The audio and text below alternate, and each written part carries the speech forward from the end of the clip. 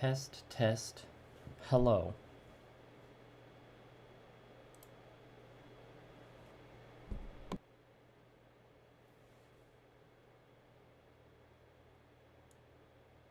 Test, test. Hello.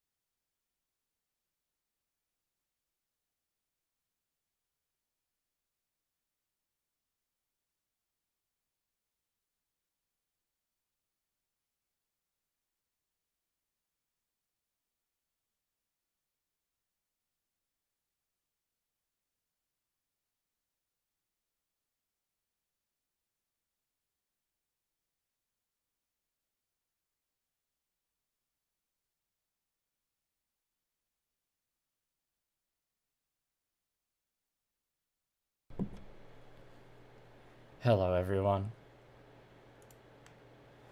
Just doing a bit of last-minute link spamming here. You know, some polite and courteous link spamming. If such a thing is possible.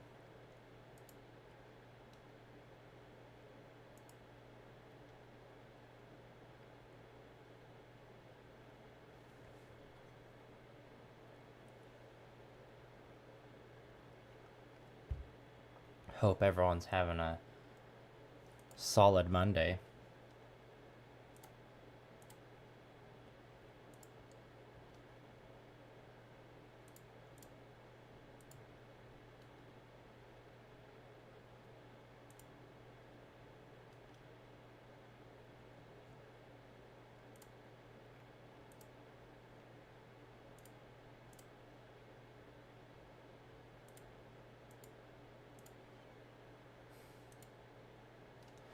Okay.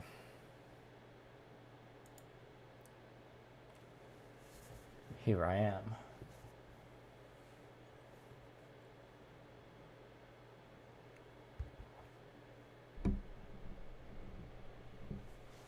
Mic needs to be a little closer. I need to change the background light too.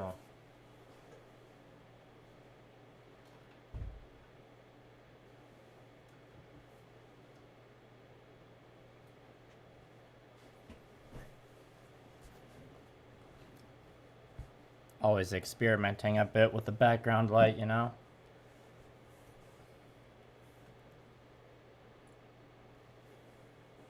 So, yesterday's stream,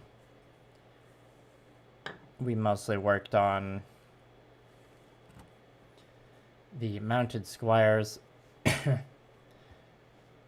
and today we're probably just gonna be working on the household knights the whole time. And yeah, not much else to say there.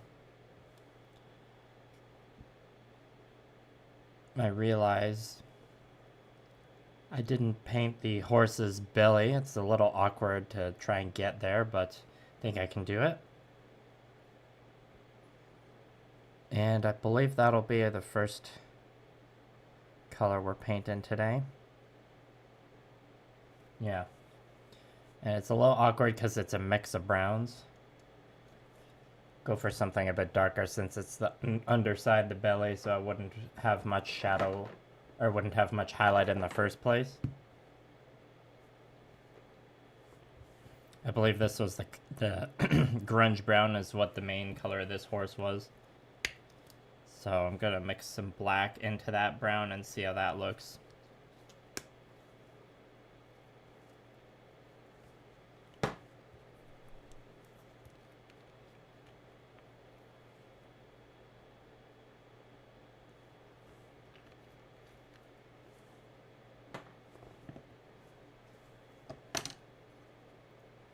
Apologies for the bad hair day. It's like if you saw the stream yesterday, you'll know the city I'm in right now is in a bit of a water emergency, so everyone's being told to save as much water as possible. So I have not shampooed my hair yet.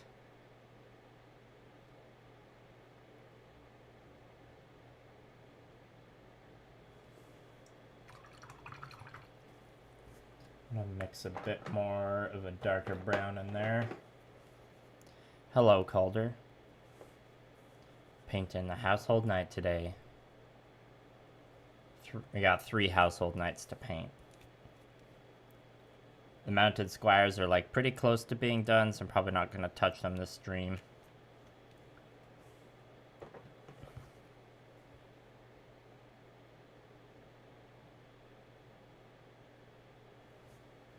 Let's just add a bit of black. Are you working on anything today, Calder? Also, thanks for coming. Thanks for coming, all 4 of you watching now, according to the stream data.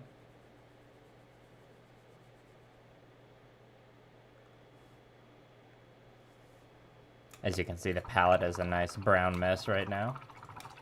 Or a mix of browns and tans.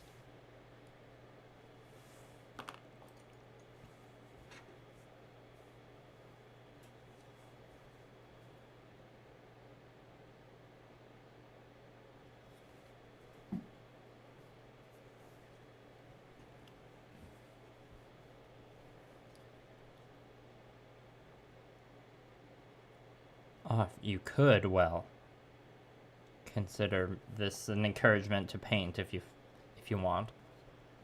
Paint with me. Why don't you? Or not, it's your life.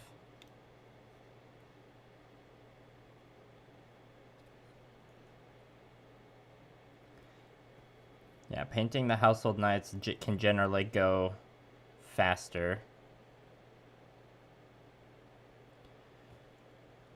Because there's like a lot less horse fur showing, or hair, I don't know, the coat.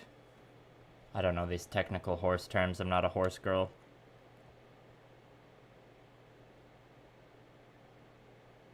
There is more metallics. I think generally I'm a bit faster at those.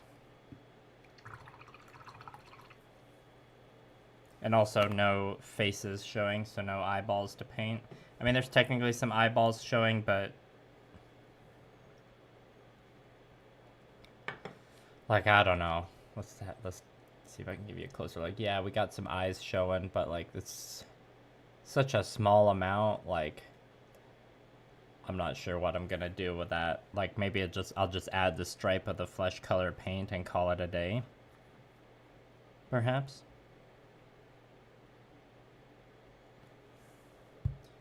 Okay, I think the underside of this horse is pretty much sorted. Can I add some more black into this mix? Give another coat of paint to the tail. Because that needs to be a bit darker.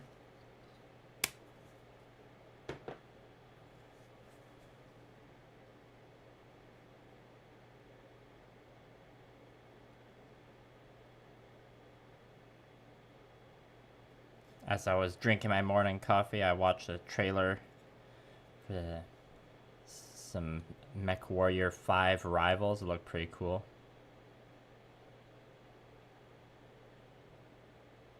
I don't play Battletech. Or I've played Battletech, but I don't have any minis. I'm sure I'll own some eventually, because, you know, it's a classic game. My introduction to the Battletech franchise, I think, is common for a lot of millennials, which was the Mech Warrior. I can't remember if it was Mech Warrior or Mech Assault. There was some Xbox games, I think. The second one was like Mech Warrior Lone Wolf.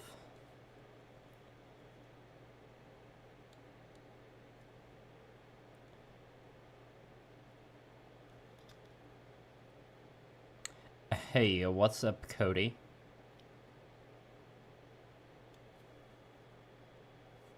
My Vanguard brethren.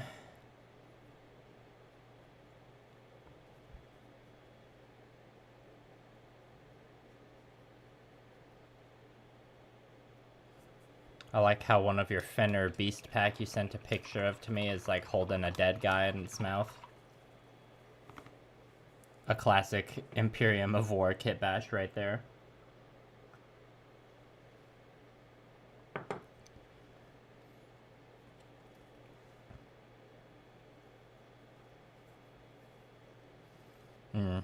Yeah, every time I turn on my computer, it's a bit of a battle. Sometimes, well, so I've got a laptop setup plugged into a monitor. So, you know, in theory, I can use both monitors. Man, this model's dusty. But sometimes only the external monitor turns on and the laptop screen is just black. And I don't know why. I did a big PC reset and like reinstalled everything. Started from scratch at the beginning of this year. It fixed, and I updated to Windows 11. All of these problems were happening when I was on Windows 10. And the big reset updates fixed some critical issues I was having with File Explorer. But it did not fix the weird issue with the monitor.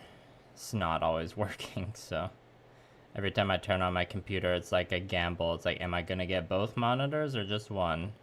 And when I'm streaming, I need both monitors. And so when it's a stream day, I just have to like turn the computer on and off again until I get the screen. Thankfully, this morning I only had to turn it on and off one extra time to get both screens. I was lucky. Alright, I'm just looking at the Noble Lord here so I know what colors I'm supposed to use on the saddle bits. Looks like we're gonna need do some blue on the trim, some white, and then probably need to do just more brown.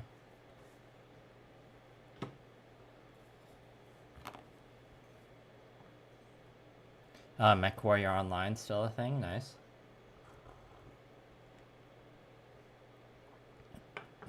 Glad you're painting along with me, Cody. Do you have a 100 Kingdoms army yourself? Or is it your partner that plays 100 Kingdoms and then you murder them with your Nords? No, I think your partner plays Wadroon. Let me just look at the clothes. Okay, so we'll paint that blue, I think. Not too many leather bits to paint. Alright, time to go to our classic staple model color burnt umber. This bottle is almost empty, but I got 2 more on the shelf. I had this stored upside down so I don't have to vigorously shake it to get any paint. Hello, another Nate. I do paint to the tiny horsemans. Though they're pretty they're pretty covered in armor, so maybe I'm sure some of them have a bit of a different gender identity. But I don't know. Conquest isn't like War Machine and Horde. What I liked about War Machine and Hordes is they would mix in female models or just non-male models into factions, kind of like just mixed in with other things. It's not like the Games Workshop Sisters of Battle method of representation where Where it's like, yeah, we got female representation, they're just kind of segregated into their own faction, like the Sisters of Battle. Or, I mean, I guess the Dark Eldar kind of have a mix of both genders, so that's an exception. Yeah, and as far as I know, or I think probably the Nords in Conquest, from what I've seen of them, they got a mix of genders. Or sexes, I should say. The 100 Kingdoms, though, my 100 Kingdoms army only has one female model, and that's the Chapter Mage. Love that model, happy with how I painted it. So yeah, maybe I like to imagine some of the knights or the people in the army who are wearing helmets might not be. There might be a bit of diversity hidden underneath the armor. Not that it matters too much, it's all just headcanon.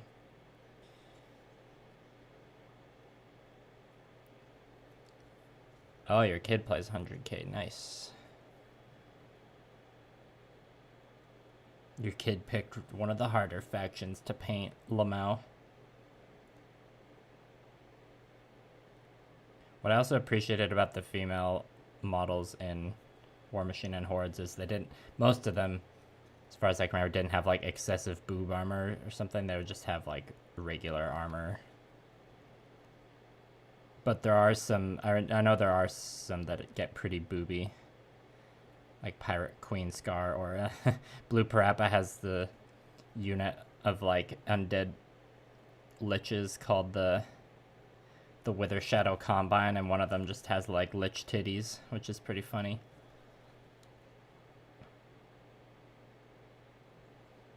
For the record, I'm not against having busty miniatures.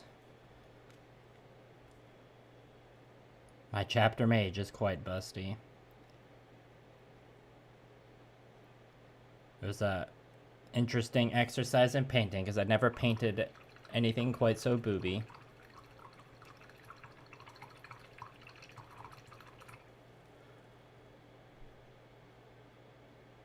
Yeah, lots of people have a lot of 100k from the early sets. It's too bad the Men-at-Arms sculpts are so mid.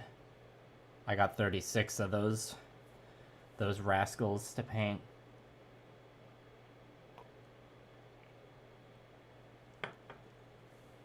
Giants Hungy.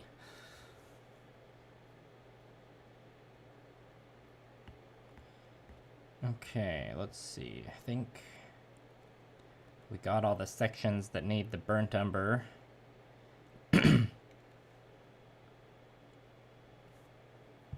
There's a lot of brown on the palette. I'm just gonna look at the other knights, see if there's anywhere that could use brown. Perhaps this tail a bit.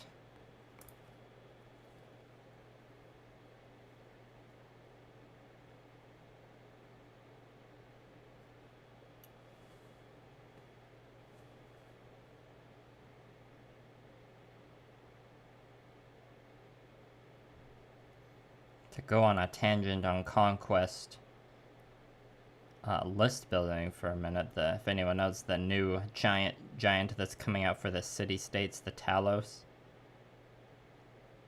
It's a pretty cool model. It's like, it's got parts of it that I like, but I don't know, the pose is a little lacking for me. I think the main issue I was having was, so they give you like head options. So you can have it you can have a pose where it's like wearing the helmet and holding the shield, or one where it's like kind of got the shield resting on the ground and it's holding the shield's leaning on the ground and it's holding the helmet under the arm and you can see its face, and I think it looks cooler wearing the helmet, but the pose that its arm goes in is the same either way, which is the arm pose. It's like the arm is, the sword tip is kind of resting into the ground, which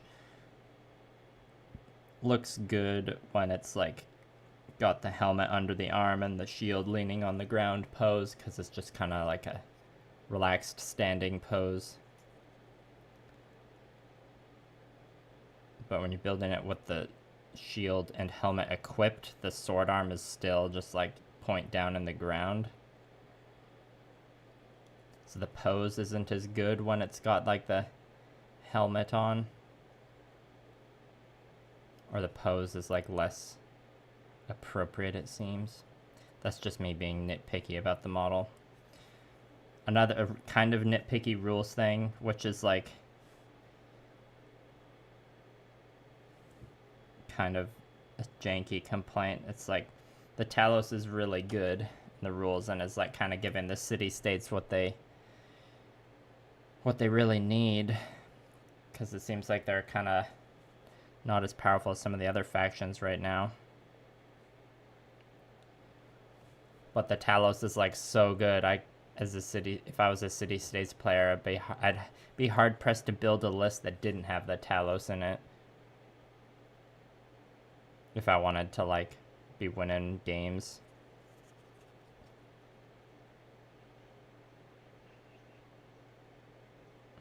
And generally I think games are better when there's more diversity in the lists. But this is, at the end of the day, this is all speculation because the Talos isn't actually out yet. And the Chariot models are coming out around the same time, I believe, and those are look pretty fun.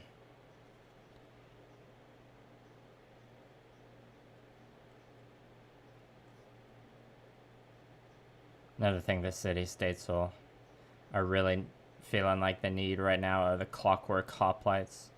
I believe those are coming out later in 2024. Very much looking forward to what those models look like. I think they'll be pretty cool.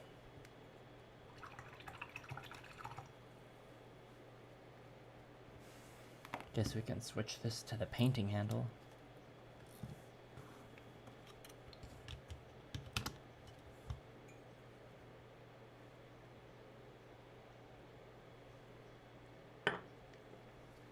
So yeah, there's my tangent about city-states, a faction I don't even play. But one of the factions I'm constantly flip-flopping between when it comes to which one I want to be my third faction. Although every time I think about that, I usually like talk myself out of getting a third faction and be like, don't get a third faction, just like continue expanding the two that you already have. Which is cool. I do like my 100 Kingdoms and my Spires, but there's just so many other cool factions.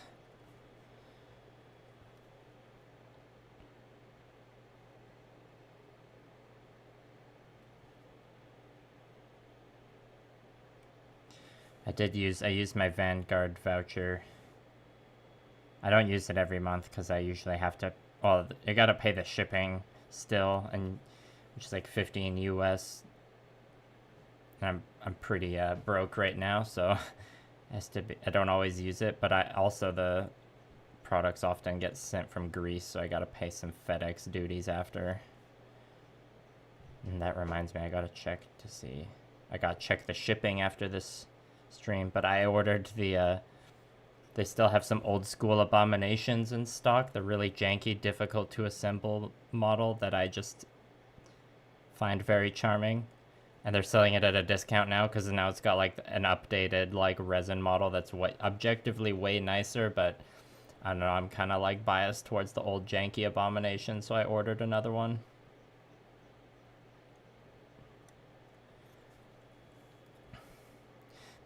Some people refer to it as like ball joint hell. Yeah, Sorcerer Kings, that was another hard one to resist. Especially because I had access to the Sorcerer Kings preview mini that everyone says is the JoJo's reference. But I forced myself to put that into the prize pool for my latest event so someone else could have it. Just to like, because I was like, well, this is one way to guarantee I won't spend a bunch of money irresponsibly in like picking up the Sorcerer Kings faction. But oh boy, do I want the Sorcerer Kings faction.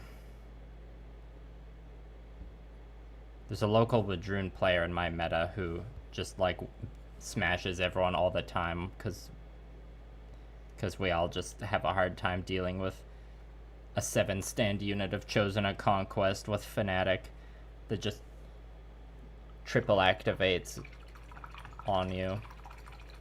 None of us can like beat this player, but I think in the fall he said he was gonna pick up Sorcerer Kings. We're like, oh, maybe when he switches to Sorcerer Kings we'll be able to win some games against him.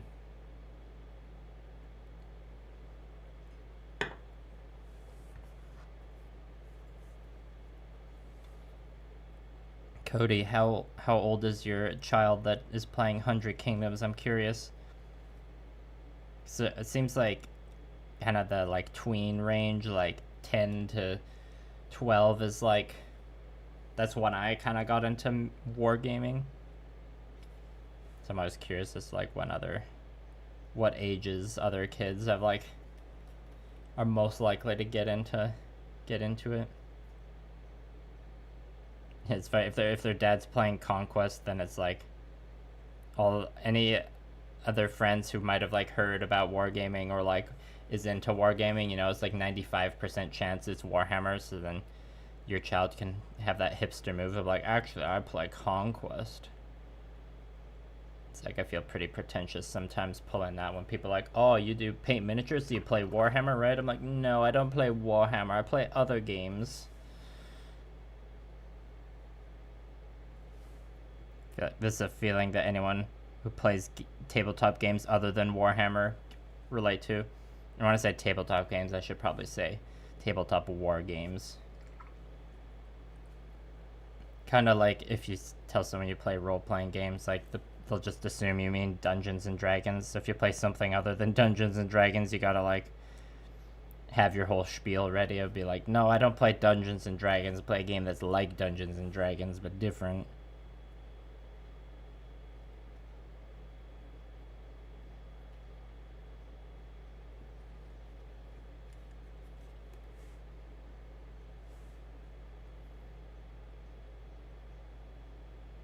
And dominates the large groups of cavalry. Nice. Yeah, I don't have any of the order knights for my 100 Kingdoms yet, but I am quite familiar with the power of the big brick of household knights, the pain train. There's there's a lot of 100 Kingdom players in my area, but the one who like plays almost every week at the store,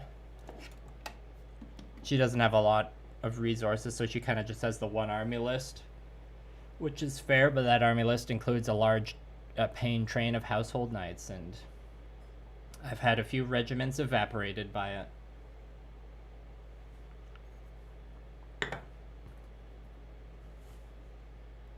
it. Excuse me.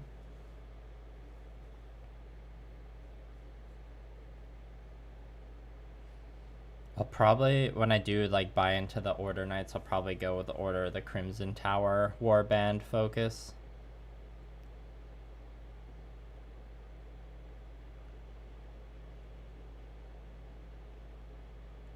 But the Order of the Sealed Temple are also pretty sweet.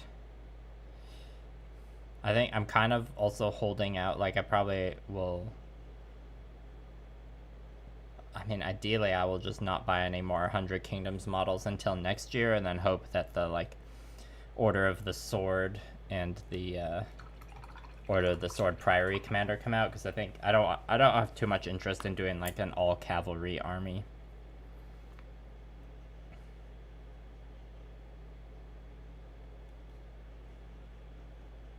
I'm just thinking about which color I'm gonna paint next. Oh, I see I missed some of the straps down here.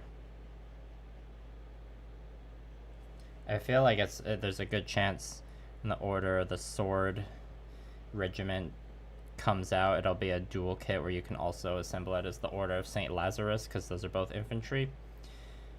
But I know Parabellum's also said they're like kind of moving away from doing dual kits or like multi-option kits, just because they're like, it's not worth the hassle of engineering them apparently, which I was disappointed to hear about. But I'm still maintaining a bit of hope.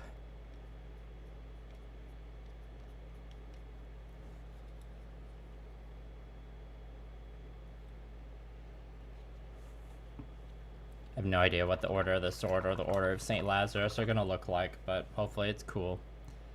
Hello, Iron Elemental.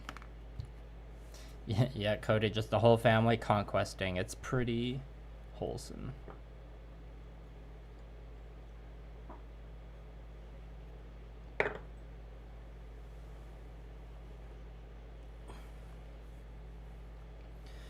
I'll get Blue Parappa to play Conquest eventually.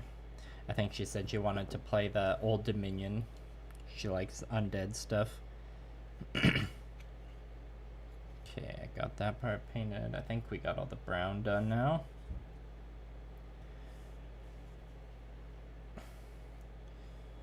So let's do, gotta look at our reference.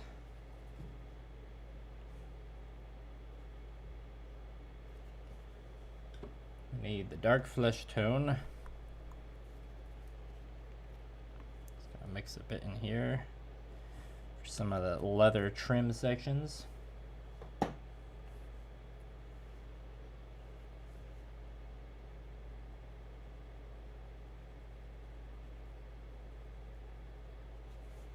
Add a bit of black.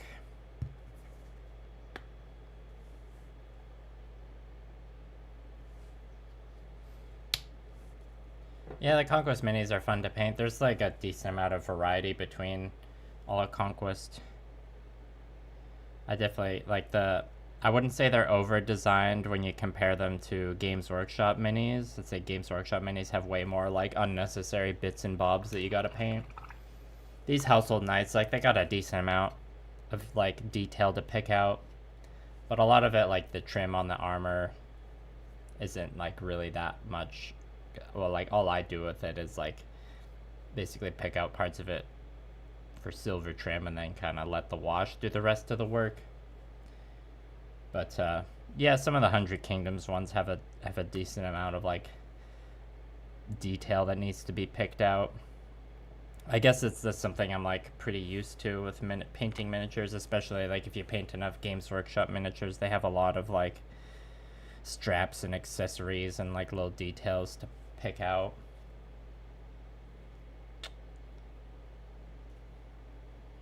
Do I paint those stripes? I think I'll probably paint those. I don't know. I'll have to think about that.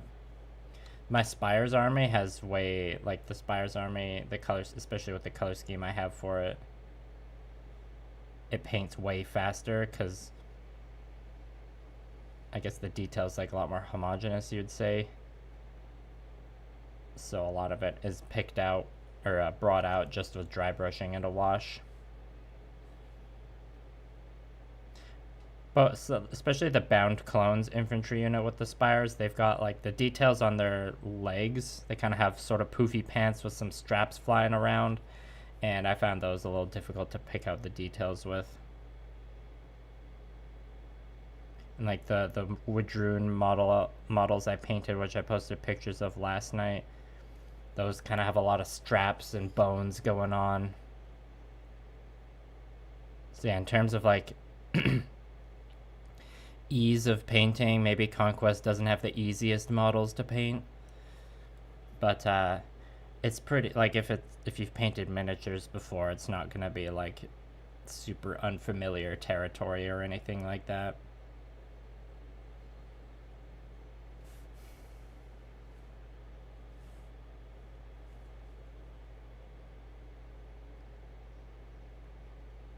Also kind of depends what you like painting. Like some people absolutely not enjoy painting like the big flat smooth panels of a Space Marine.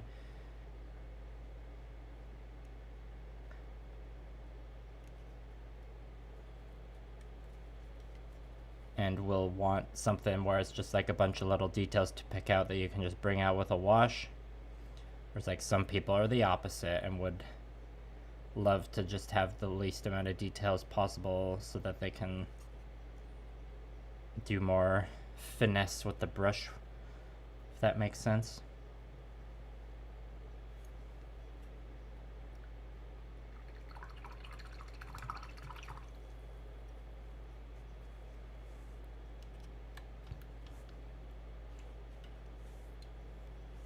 After these browns are done, we're gonna do a couple khaki sections.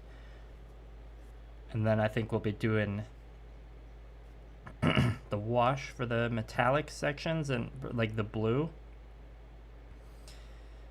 The wash is mostly to like fill in the recesses, so I guess I should probably like touch up some of the blue areas. Hello, Nick. Coffee's empty.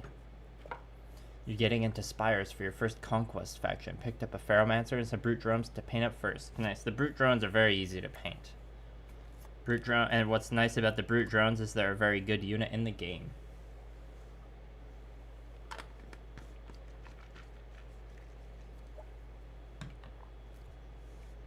And also it's easy to like get cheap brute drones in the used market because like they came in the original starter set, so a lot of people just have them.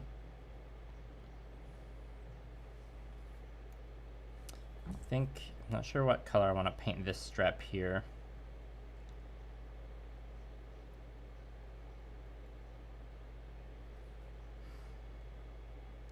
I think I might do that blue.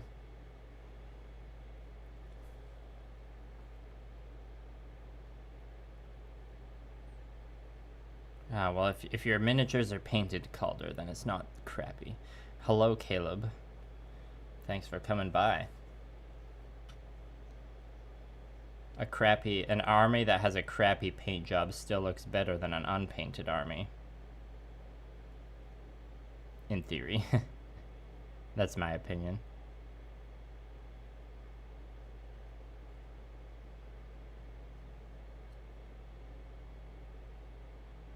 So many people never paint an army, so if you've like finished your army, that's a huge accomplishment in itself, no matter what quality the paint job is.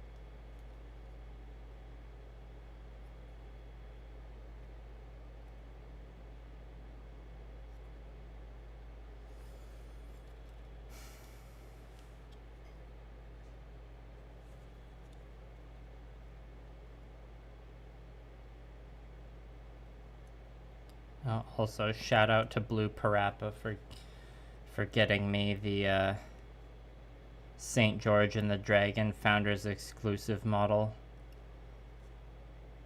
for a 5th anniversary present. What a legend.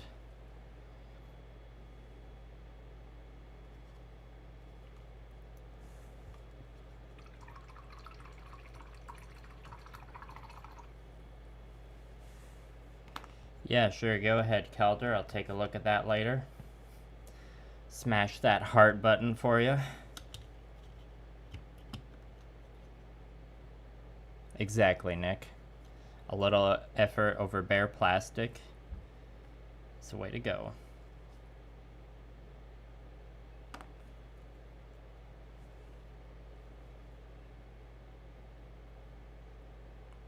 What's refreshing about painting my 100 Kingdoms versus painting my Spires is the Spires are like, they kind of, like, it's a bunch of clones and drones controlled by, like, dark biomancers and ferromancers and stuff, so I kind of want the, like, homogeneous horde look for the army.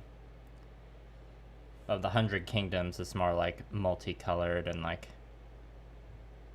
people fighting in the army from all walks of life, so I don't worry as much about like matching exact colors and like I do have aim for a certain amount of consistency, but like there's less pressure to be like perfectly consistent than with the Spires.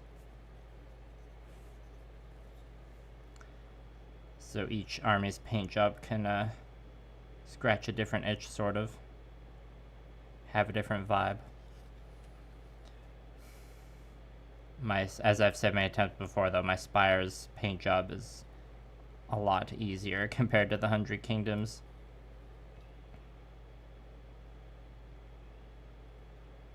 Hence why the Spires have a fully painted 2000 list already and the 100 Kingdoms do not.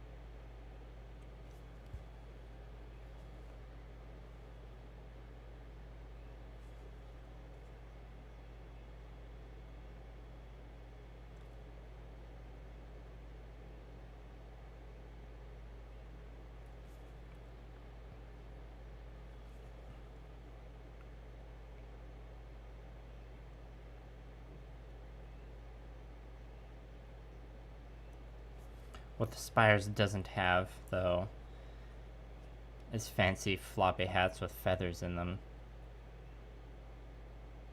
There's like basically no fancy hats in the Spires. Just some fancy like extra limbs or whatever.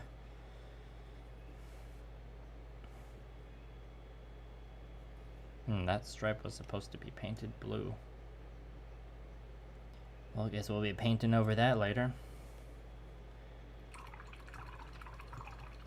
Okay, we're gonna move from brown to tan now. Although I see a part that quickly needs another coat there. Some of the bronze is showing through. Also, I haven't painted this horse's fur. This one was gonna be an easy one. It's all black, so I'll just take care of that now.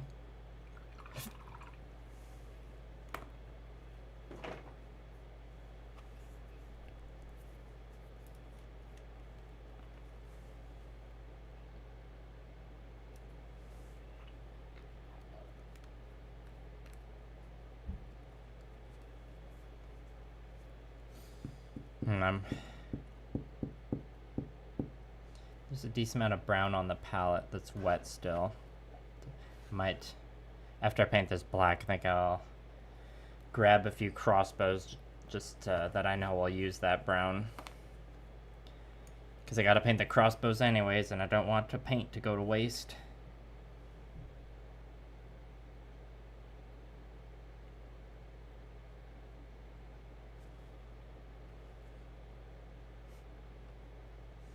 One thing about the Spires versus the 100 Kingdoms is like, out of that first original starter set that had Spires versus 100 Kingdoms and all those first gen models, the Spires models have aged way better than the 100 Kingdoms. Like the 100 Kingdoms household knights still look pretty sweet, you know, as I'm painting them now. But the other like model main regiments that came in that starter set were the mercenary crossbows and the, man, this paint is too thin, the mercenary crossbows and the men-at-arms, both first gen models that have very mediocre sculpts, especially the details on the crossbows, especially on the arms. There's like a bunch of different layers of like cloth and armor, and it's like kind of hard to pick out the details. I painted enough of them now, it's like I kind of know what to do or know how to deal with it. When I was first painting them, it was like a little tedious. The first gen 100 Kingdoms models haven't aged super well, but you know, Parabellum's come a long way with their sculpting since then, and things are much improved. But the first gen Spires model in that box set still, I think, are pretty great. Like the Ferromancer, still like a cool model. Forest Grown Drones, still iconic. Really simple sculpts, easy to paint, but they got a cool, unique look. Good rules wise. I have How many force-grown drones do I have? I have 9 stands of force-grown drones.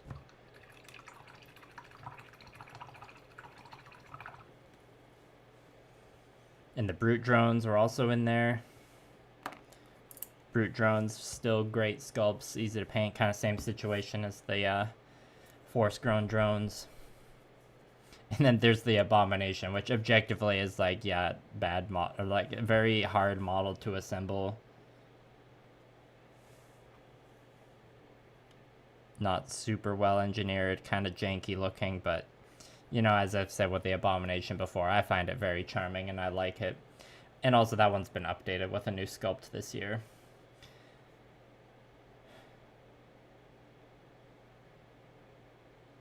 Yeah, I know what you mean, Nick. It's Nords, Dwaycombe, Hundred Kingdoms, and Spires. Those are the original 4 factions. So those are like the ones with the oldest, jankiest models.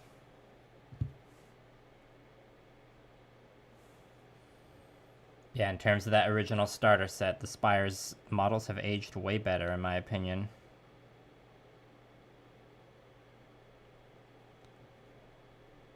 And it's cool because the Spires are just like such a unique faction in the wargaming sphere.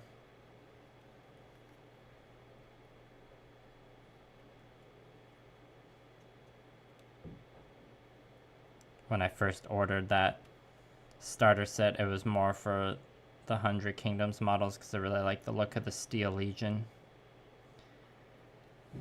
The Steel Legion sculpts have like aged pretty okay, I'd say. But the way the sprues are engineered isn't the greatest. There's a lot of like not great nub marks that you gotta deal with.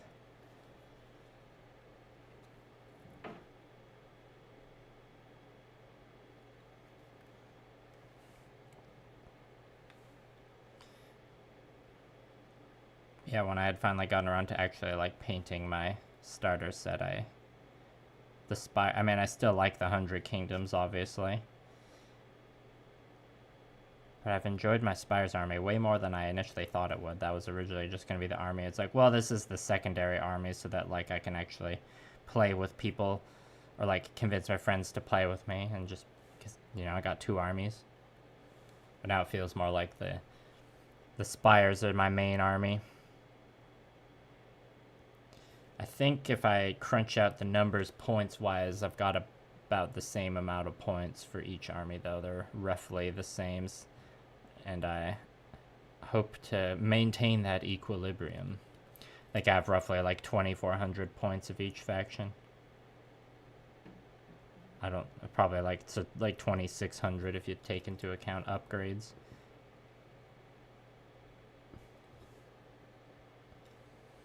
Cody, if you're still watching, don't you have like 10,000 points of Nords or some shit?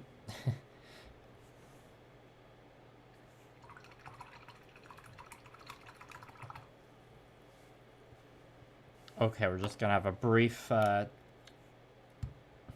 tangent to switch to the crossbows to use up this brown.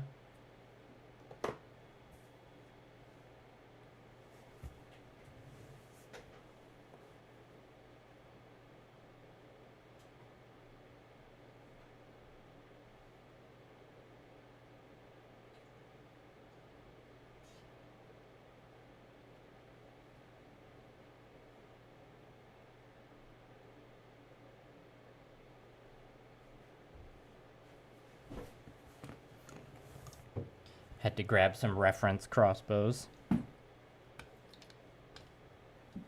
Yeah, if you look at like the arms on this crossbow here, there's like a lot of different layers of armor and cloth that weren't like the easiest to pick out the detail for.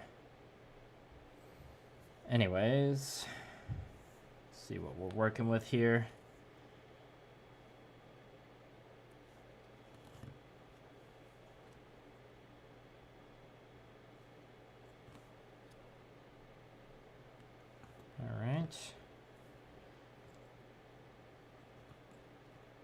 Okay, I think I know where I'm gonna put that brown.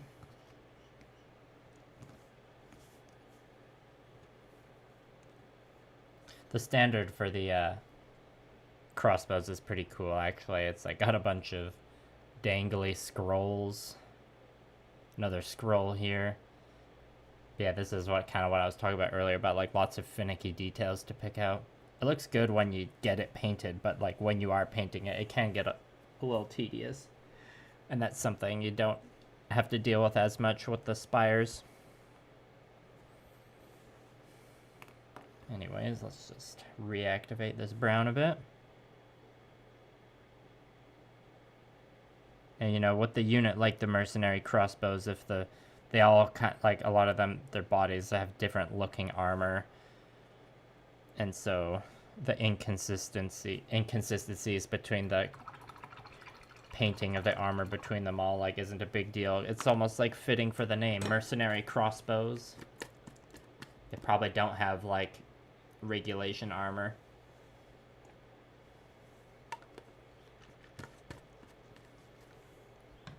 Damn, Cody, you got like the actual Nord's invasion force that hits the north coast of the 100 Kingdoms. Thank you, Nick.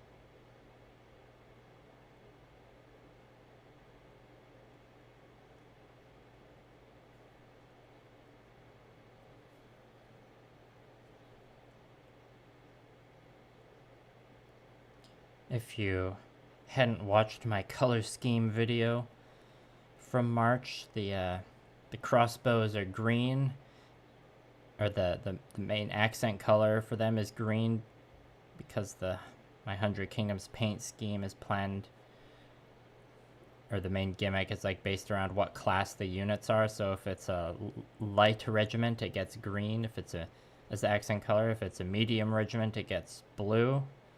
Heavies get purple, and then characters have at least characters and officers get red, and usually some purple thrown in as well.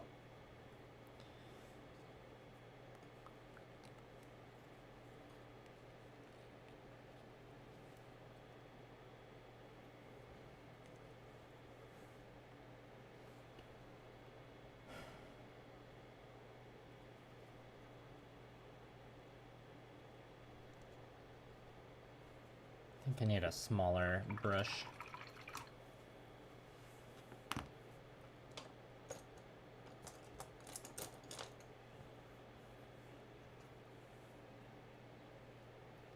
The White Waste. The White Waste tribesmen, they're like the Nord's chaff unit, right? They're like super cheap. And you also got the Nords are also waiting for like a cavalry unit, I believe. Oh, and the Blade Chosen. Nords have a few. There's only, I think it's like the Dweghome, they're only like 1 or 2 regiments away from having a fully complete list or roster, and that those models are like actually in the release schedule and will come out this year. So it's like, is Dweghome going to be the first faction to be like all the army list entries are going to have actual models?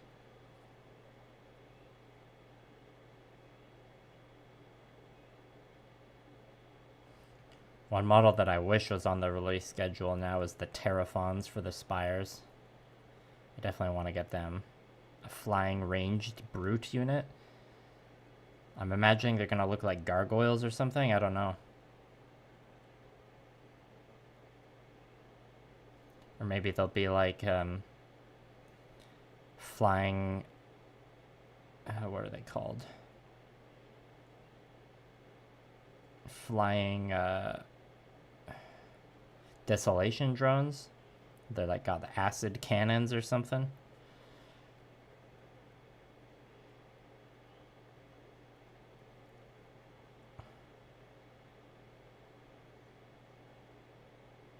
I also really want to see what the Desolation Beast is going to look like. That thing looks like it's gonna be fun to play.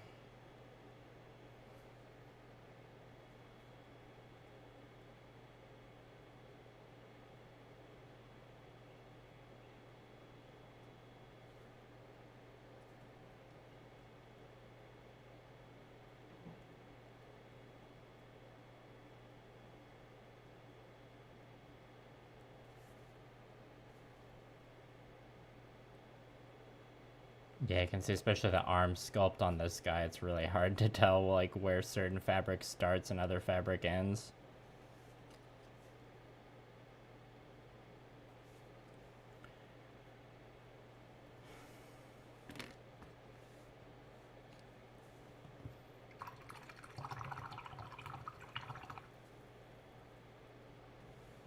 Yeah, there's blade chosen and steel chosen still, right? That seems like something ripe for a dual kit.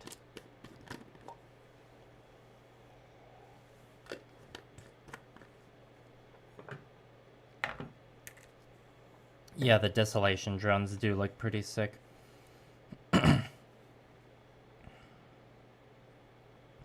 What I like about the desolation drones is I'm pretty sure in that kit you can assemble some of them as catabolic nodes, which is nice if you want like multiple catabolic nodes but don't want to buy multiple copies of the resin version. I have the resin catabolic node and it's a really cool model, but it is a little pricey. Like you get a really high quality resin miniature for the price. But if you want to run multiple units with catabolic nodes in them,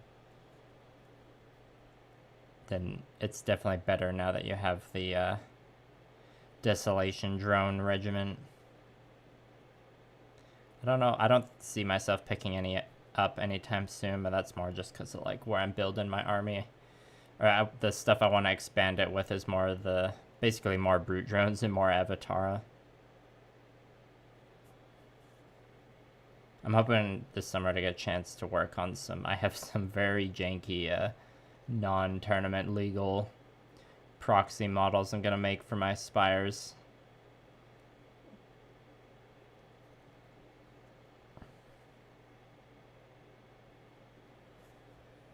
But when I'm done painting these 100 Kingdoms and back from GameCon, it'll be back to painting some Gunfla for a bit. Or Gunpla. I don't know why I said Gunfla there. If you're a Patreon subscriber, you know what my next Gunpla project is already.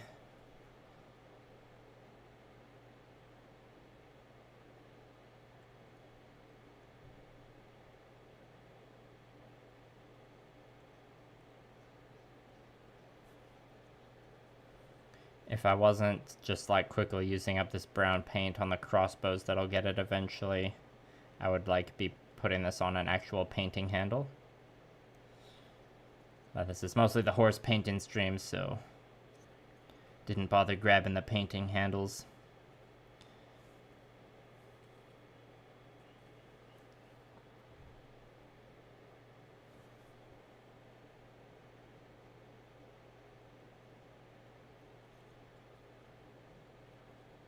Fluffy Gunpla.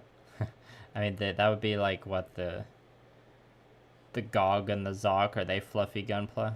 Fluffy isn't like chubby.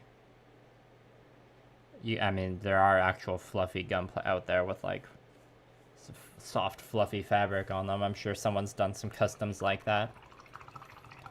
All right, almost an hour for the stream.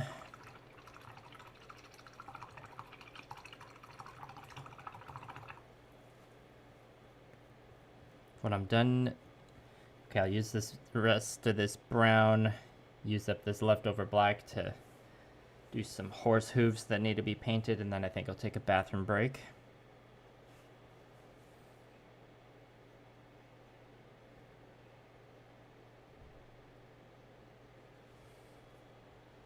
We will be aiming for the roughly just over 2 hours stream like yesterday. And I don't think I'm going to finish all the painting I need to do today, so we'll should be doing another stream tomorrow morning. Same time. And I saw the Parabellum post on the social medias this morning that was like, was it 4 days till GameCon? I was like, the panic set in. I'm like, I still have so much painting to do for that. Good old procrastination strikes again.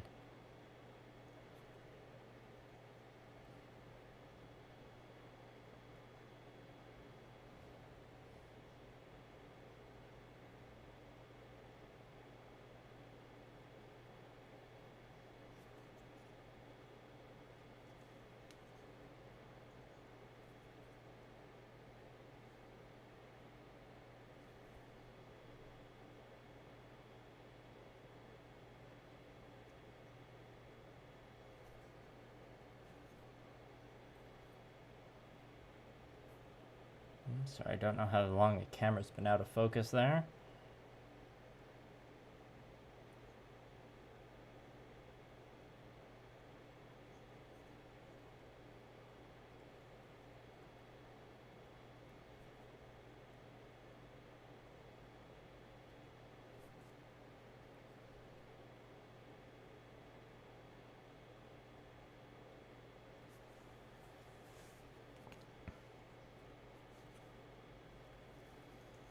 Alright, I think that's enough work on the crossbows for now.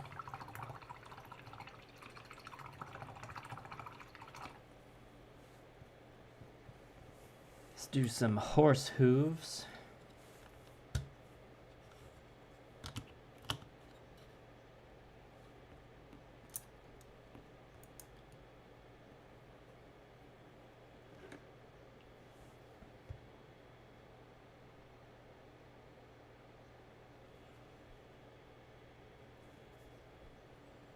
I haven't decided what color I'm going to paint the shaft of the lances. I'll probably do black because I think that'll be...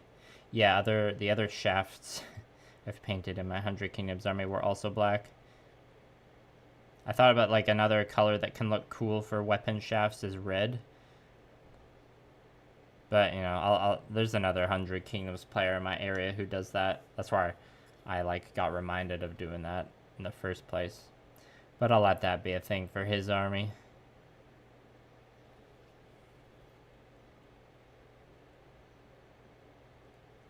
Try to be pretty conservative with where I put the red on my 100 Kingdoms, so when it does show up for things like the officers and the characters, it really pops.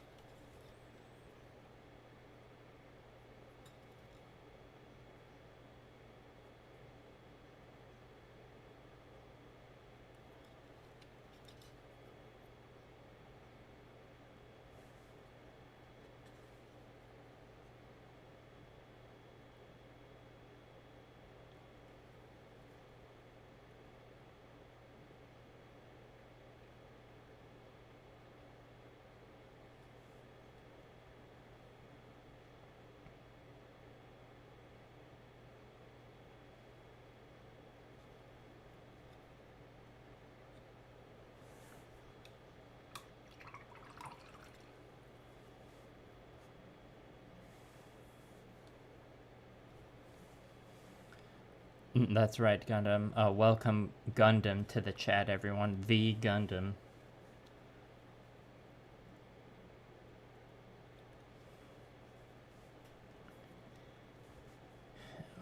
While I'm painting these hooves, I might as well paint the shaft of this lance with the same color.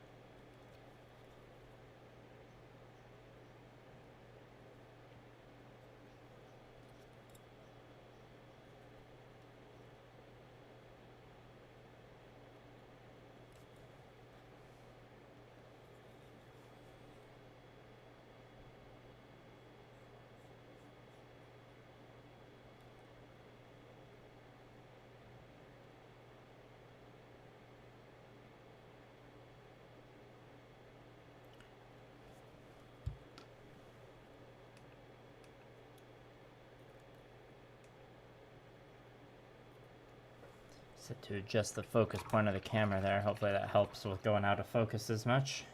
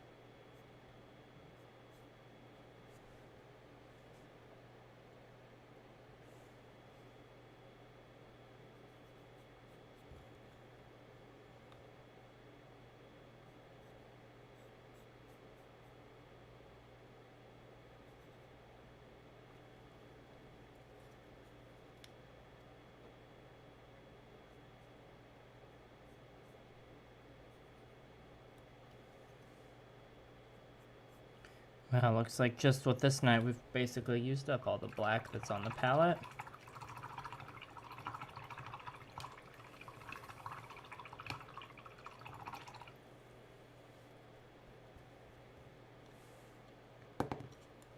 Okay, I'm gonna use the bathroom and top off my coffee.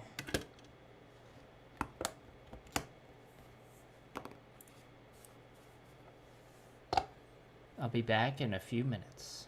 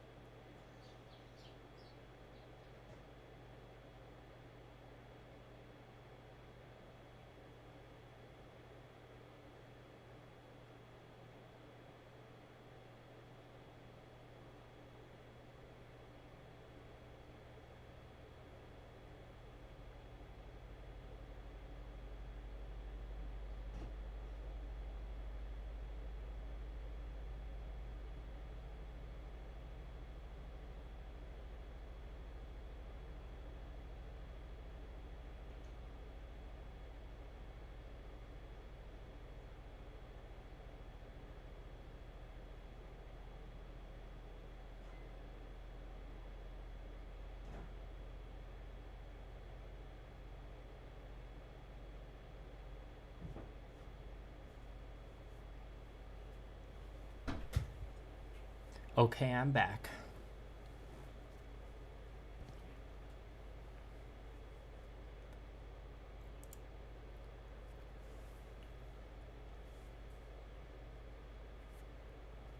Glad you appreciate the slideshow, Gundam.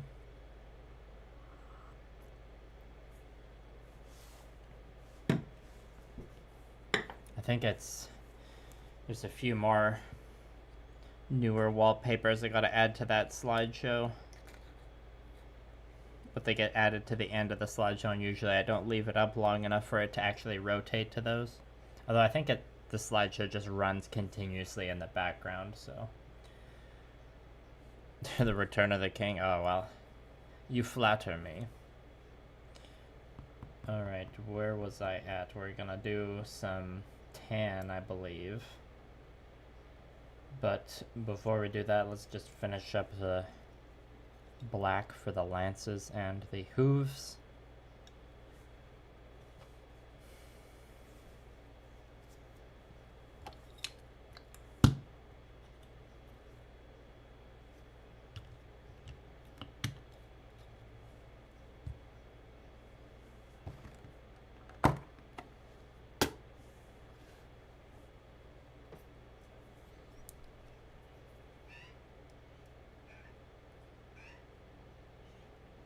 Hello, the Soothsayer. Yeah, that's fair. Lots of cool factions, but not one that's entirely your jam yet. I feel like the next faction that'll come out in 2025, there's a good chance that'll be the Weaver Courts. So they're kind of like... If the Spires are High Elves, then the Weaver Courts are Wood Elves, is the way I've heard them described.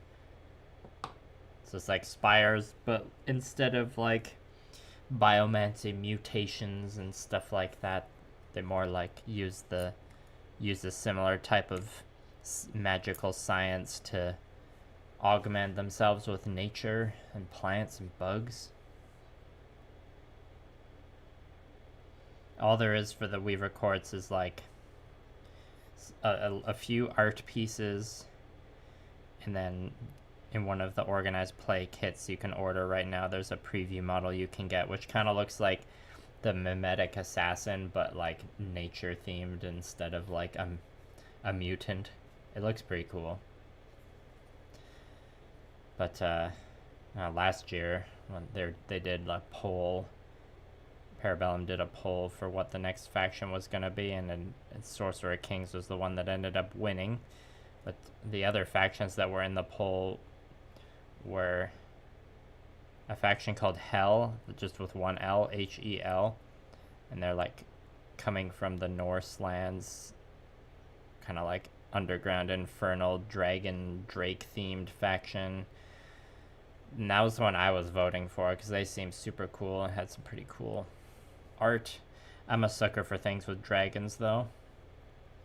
And then the other one they had was the kind of like mercenary Dogs of War faction of the game, as many games have.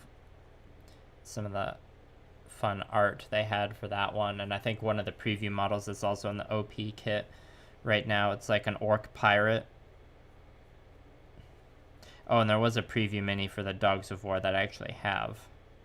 That's like kind of a mercenary paymaster type looking guy. It's in a box on the oh, I could grab it, it's not that far away. I can show you after I paint this model. I'll try to remember.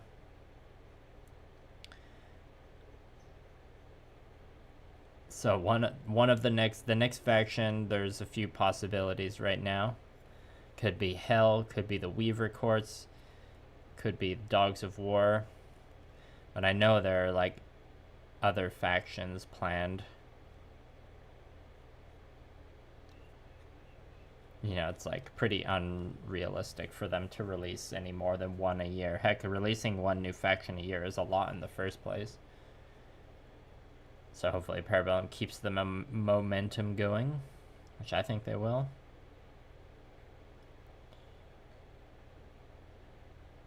And I think that the the faction that's most likely to come out in 2025 will be the Weaver Courts. The one I would want to come out personally is Hell, because I feel like that's a faction where I could easily pick it up as my third, because they would have they would have at least one, or they would launch, I'm guessing, with at least one cool dragon-like monster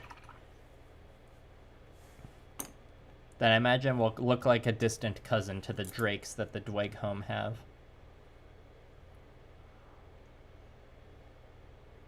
Yeah, exactly, Soothsayer. They have like takes on familiar fantasy tropes that are just really refreshing. So I don't think I'll paint black into these like gaps here like I did on the other lands, because these ones are a lot narrower, and they're narrow enough that the wash can just take care of that.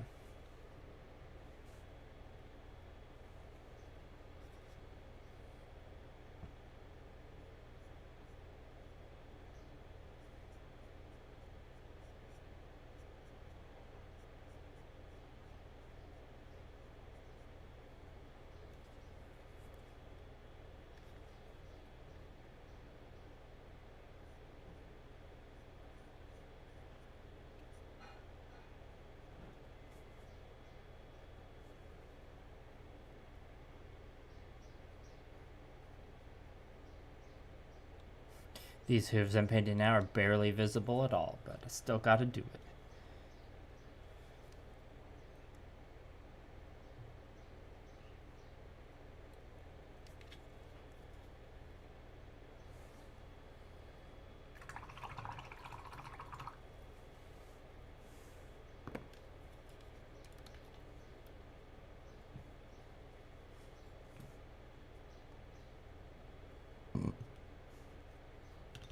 Oh, there's a little burp there. I don't know if you heard it. I should update the burp counter. It's been a while. Excuse me. Got the hiccups too.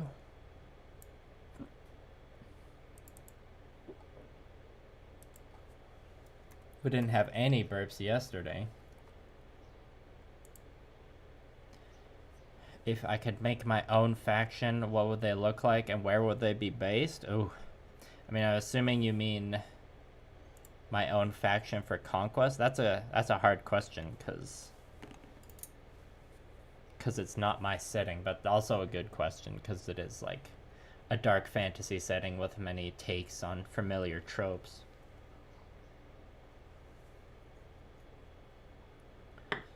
Dang.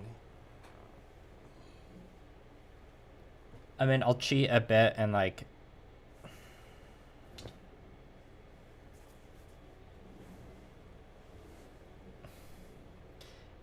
I mean, the first thing my head went to would be like some version of like the Lizardmen in Conquest, but I don't know if I wouldn't go like as hard on the kind of like Aztec Mayan theme.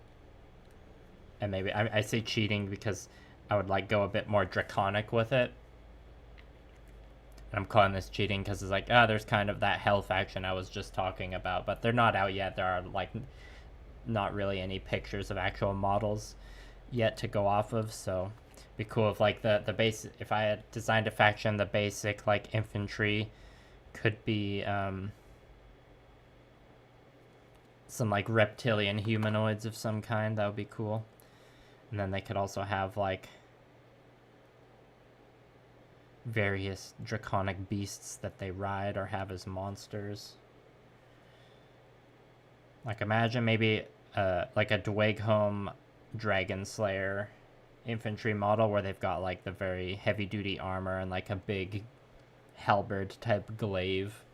Imagine that, but it's like a lizard person instead of a dwarf or a dwarf like creature.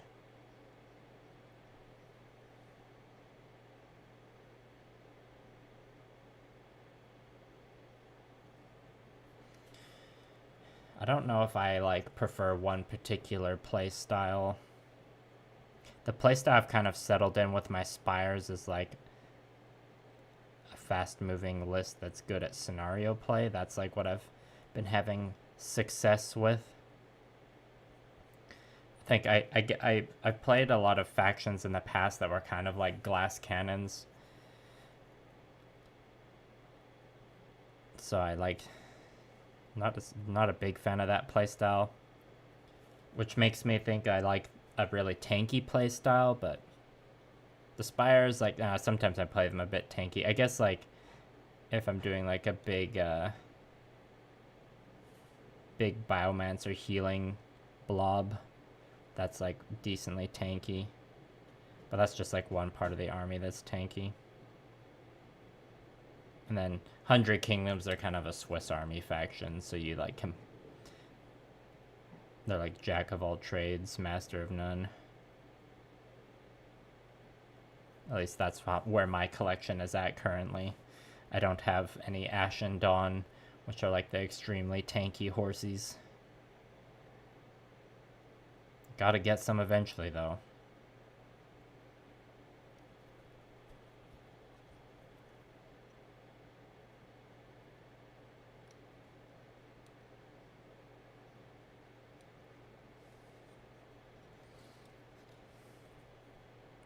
Another type of model I would love to have in Conquest, back on to that question of like designing a faction,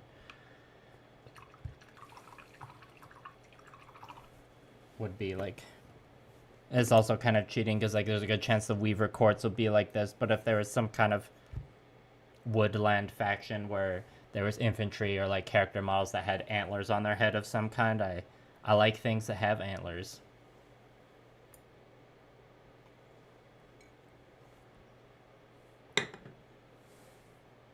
Oh, is the stream lagging a bit?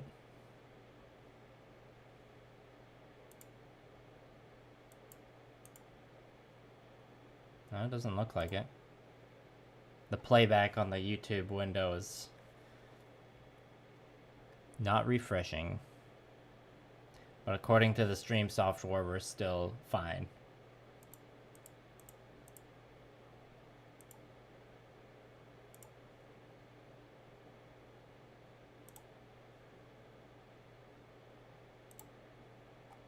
Just excuse me while I...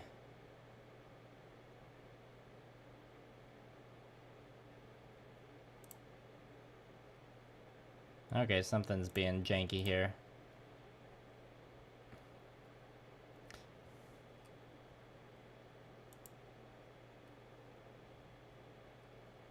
Sorry, bear with me, people, while I troubleshoot this.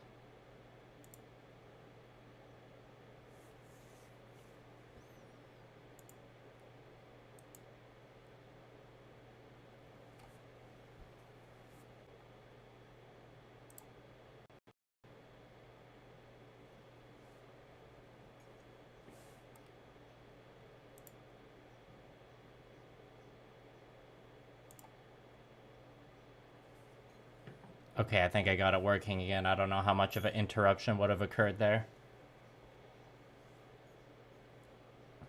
Doesn't... Okay, it looks like the stream was still up. That's probably... Hopefully just on my end.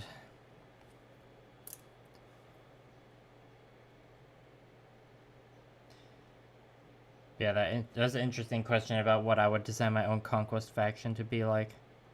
I haven't like thought about that much before because all the Conquest factions that do exist are like interesting enough that I haven't felt that much desire to like even think on that question. One thing I do miss from other war games is like artillery and gunpowder stuff, which I know the creator of Conquest said he'd like... They want it to be a gunpowder-free setting, which is fair. It is opening a whole can of worms when you start adding gunpowder-type stuff. And with the style of the war game, it's kind of like meant to be a sort of meeting engagement, which typically doesn't involve like artillery. Or the scale of the battle is a meeting engagement, I should say.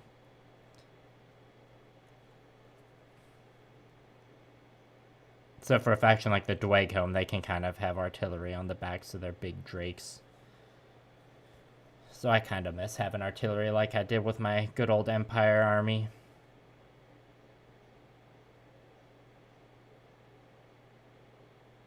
So one initial thought I had when you asked me about designing my own faction, I'd be like another human faction, but like one that has artillery, which is like not, that's a kind of a cop-out answer.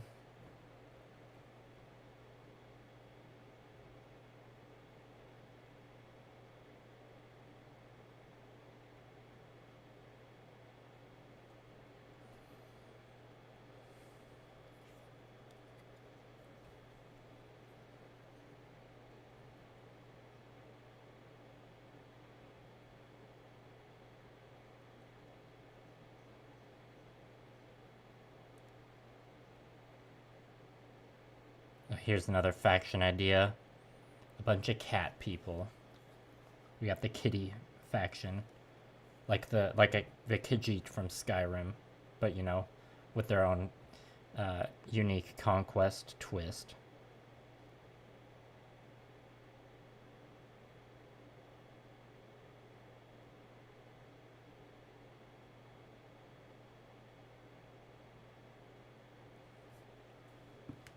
The character warlord could be like a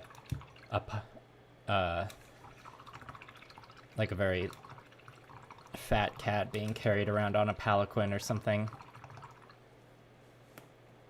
Yeah, I wouldn't want them to look like the weird cats from the CGI Cats musical. That'd be pretty cursed.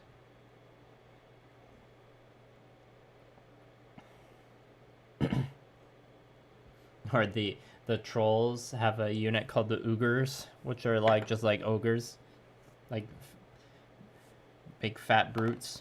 It'd be fun to have a whole faction of those guys. All right, did we get the hooves? Yes. Oh, the tail needs another coat of black. There's some bronze showing through.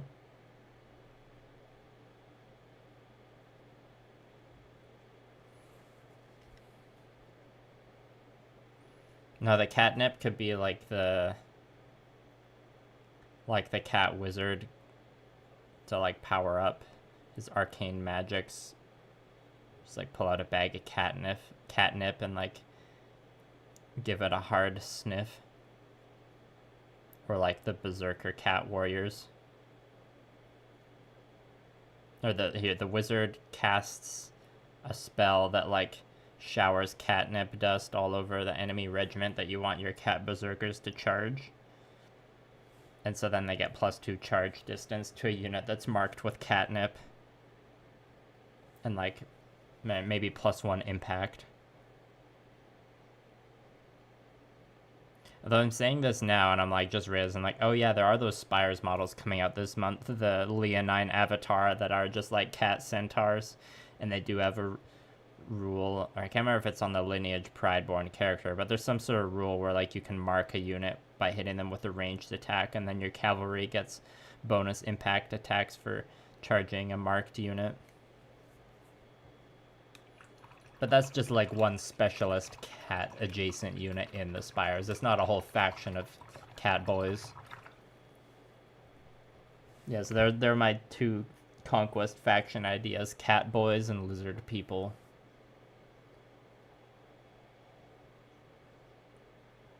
The Yarnapults. Yeah, or there could be a big cat monster that like yarfs up a big hairball on the enemies. Or like it catapults out like a hairball template that becomes like rough terrain. Damn, it seems like there's a lot more design space in the cat faction than there is the lizard faction. I mean, at the end of the day, the cat one is more feasible because the lizard faction is already gonna come out with that hell faction. I see a part on the leg that also needs another coat of black. I was closing up the palette because I gotta switch over to the metallics now. Oh wait, no, I gotta do the tan first. Oh, the wet palette does need to be rehydrated soon.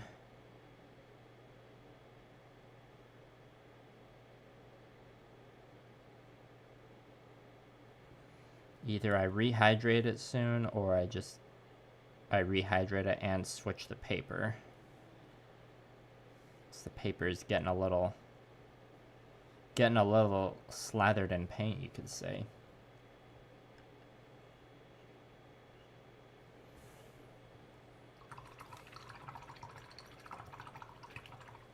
And that's a good question. As to whether the cats would ride some dog-like beasts.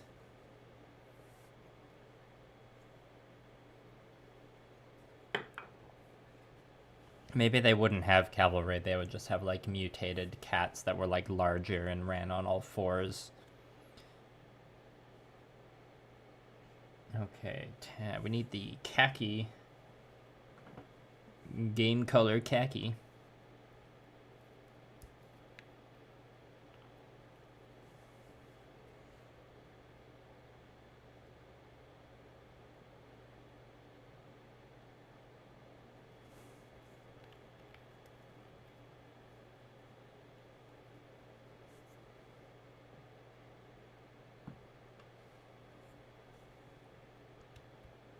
Here's another thing the cat wizard could do. The cat wizard could cast like a laser pointer spell to like mark an enemy with the laser pointer, and then and then the like feral cat brute cavalry charge the laser pointer.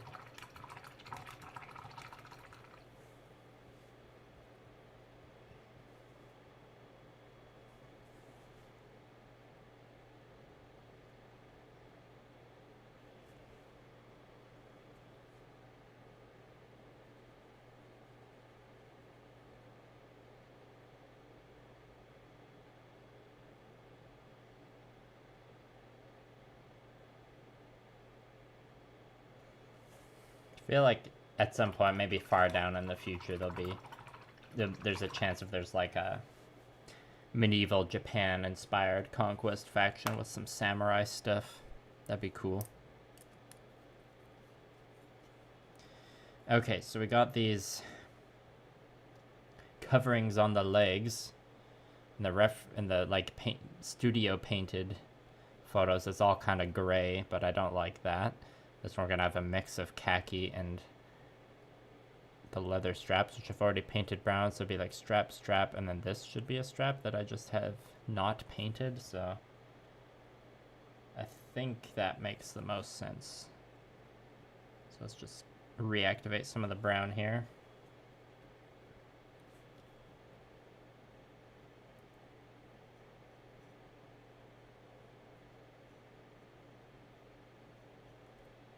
Problem is, a lot of the ideas I have are like factions that would kind of be like historically inspired human factions, and a lot of that will just like eventually exist in the human factions that exist in Conquest, like with the Nords or the 100 Kingdoms, or now Sorcerer Kings.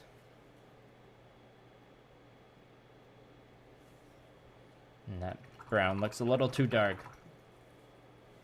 but I'm just gonna stick with it.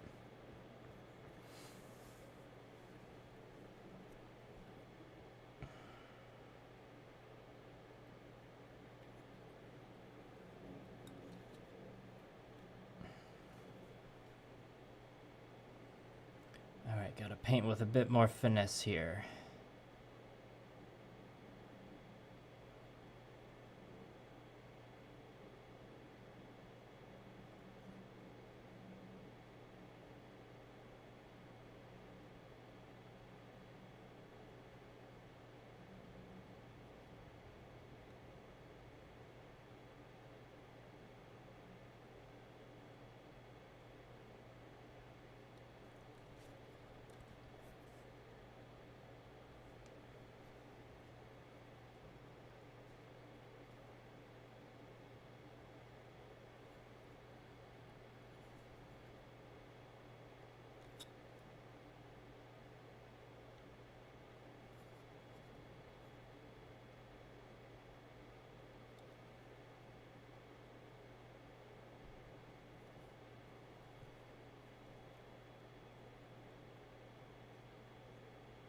And yeah, these straps kind of, it's a little unclear where certain ones start and other ones end.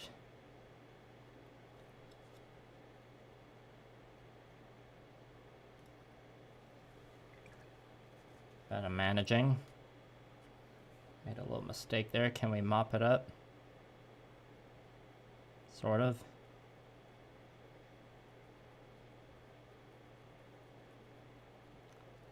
It's good enough for now.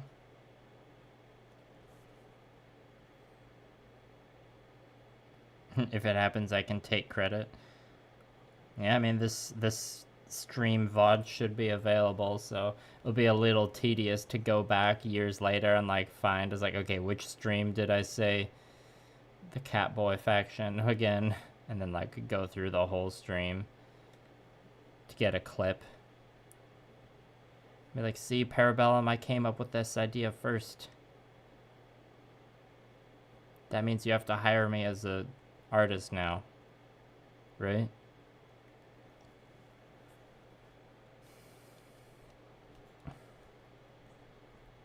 This is a fun area to try and get the brush into the paint. Apologies, that won't really show up on camera. It's a little hidden.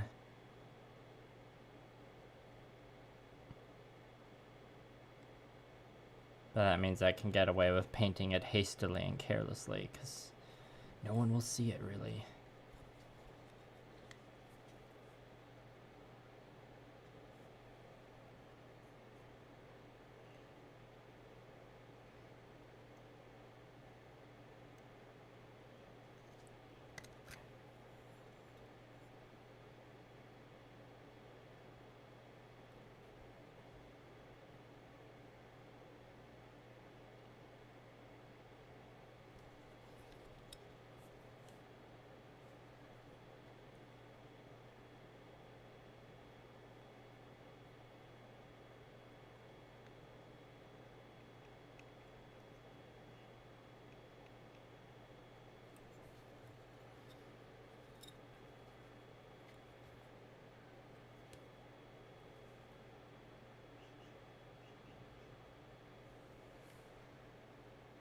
Have I heard of Biole Hobby Time or Studson Studios? Yes, I've heard of both of those and have watched both of their videos. I think I've watched every single Studson Studio video, but I've only watched a handful of Biole Hobby Time. You can probably guess which Biole Hobby Time videos I've watched. Or like the ones I've primarily watched.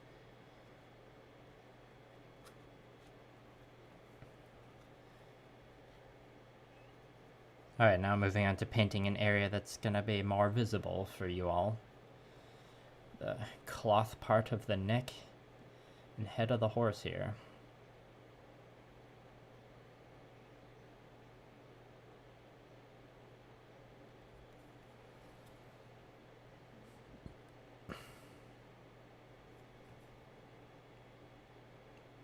Thought about painting this part blue because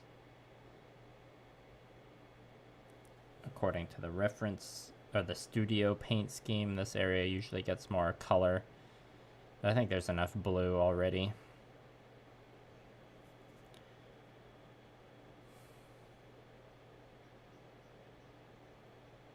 And thank you, Gundam. Appreciate you dropping by. See you next time, maybe.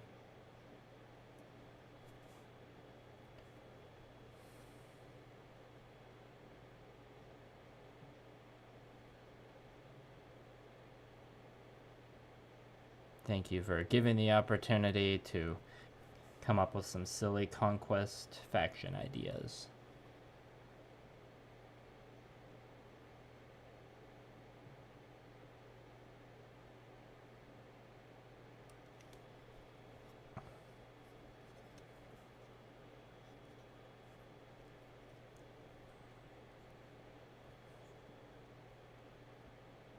Okay, welcome back.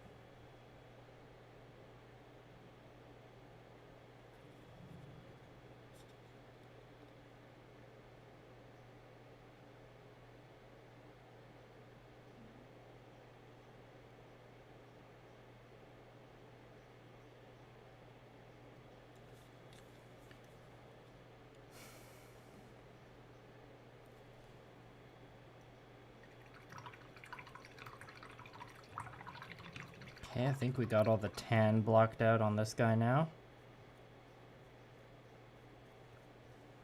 On to the next horse. Longest break you took in years. Break from what? Are you working right now? Or are you talking about the break you took from watching my stream, which was like a minute?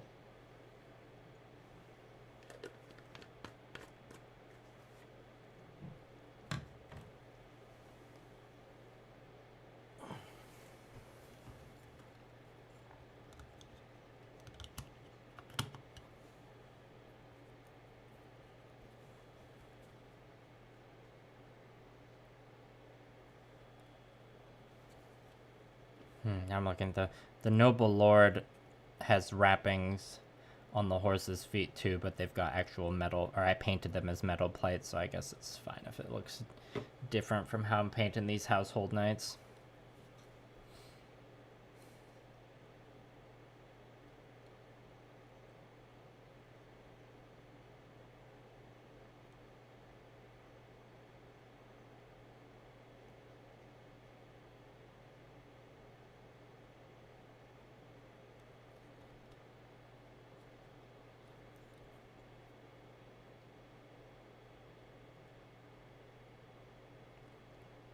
Also, I could definitely get away with just painting this part all the same brown and just let the wash do the rest of the work.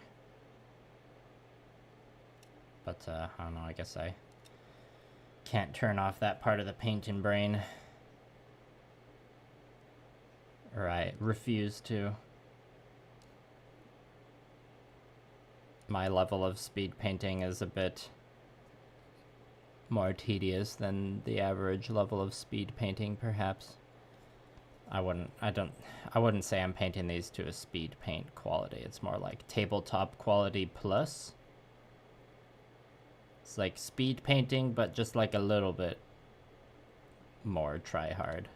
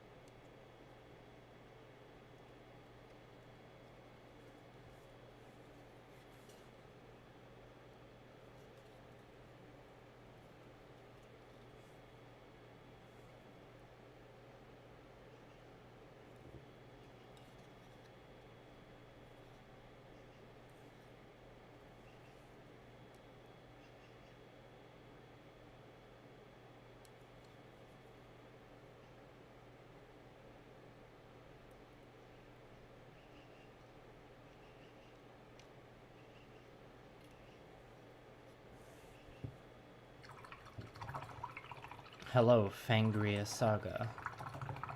Thanks for popping in. As I paint these horse leg warmers.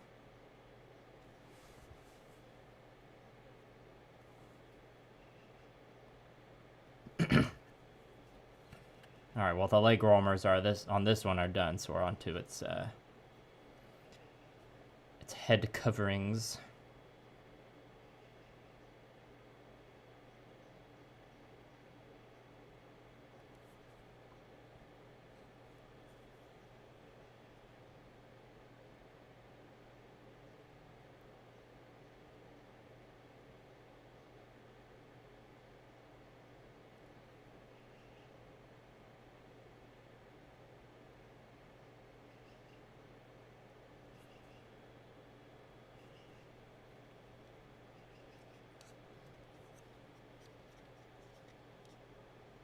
Alright, see ya, Gundam. Thank you for the encouragement.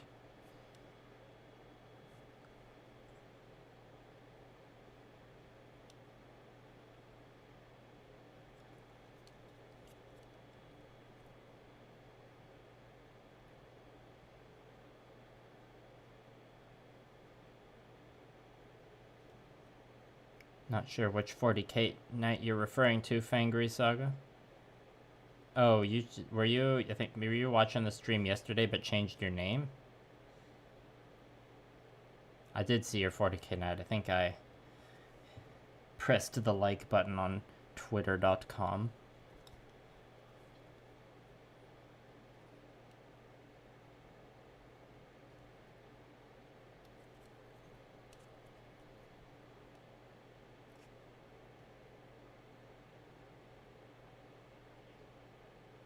I'm not sure what color I'm going to paint this little stripe here. Perhaps blue.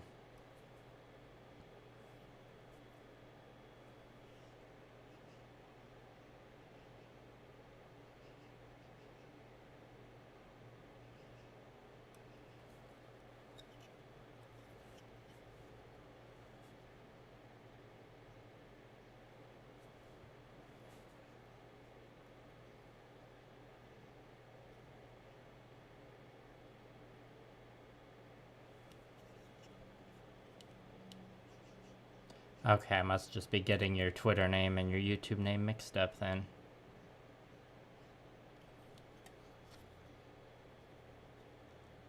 Yeah, your knight looked good for a first time 40k model. Hello, go for it painting. Thanks for coming by.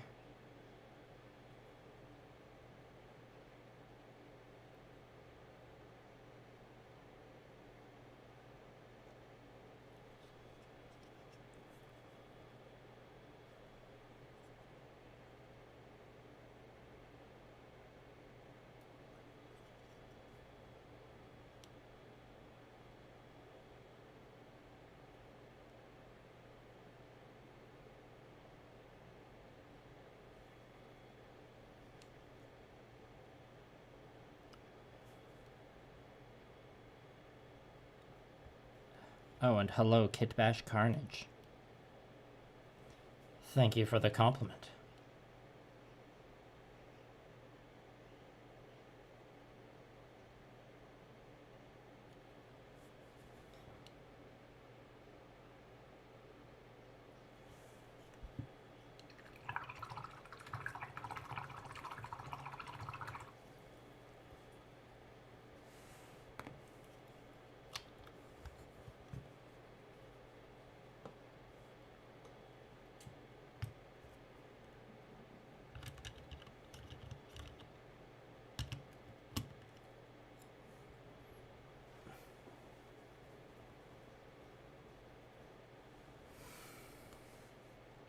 Alright, we're at an hour 50. My wet pad's getting a little dry, so I need to just change the paint water quick to refill that. And then we'll enter the last little stretch of painting for this stream. So I'll be back in like 30 seconds. Here's our paint water for reference. It's looking nice and brown.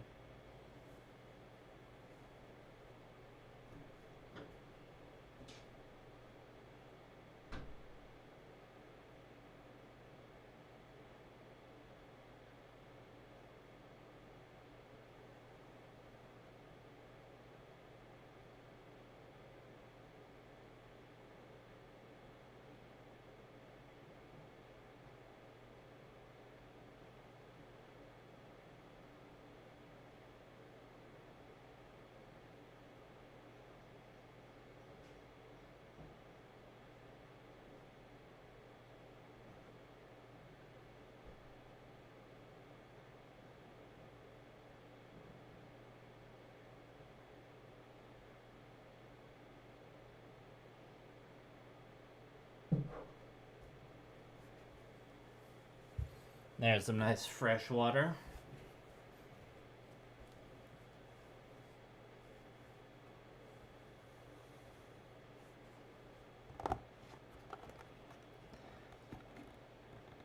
Glad you think the progress is looking good. Appreciate you stopping by to check in.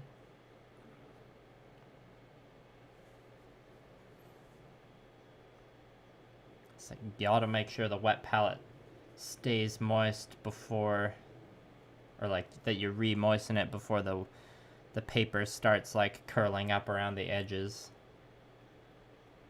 Because once that starts happening, it's annoying to like make it stop.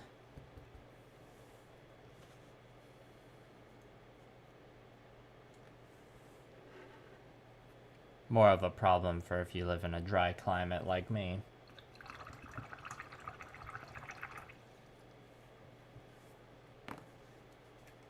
Now rehydrate myself a bit.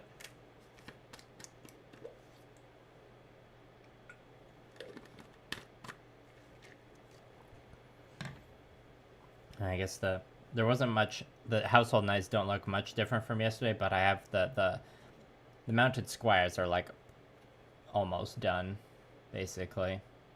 Should have shown these off earlier.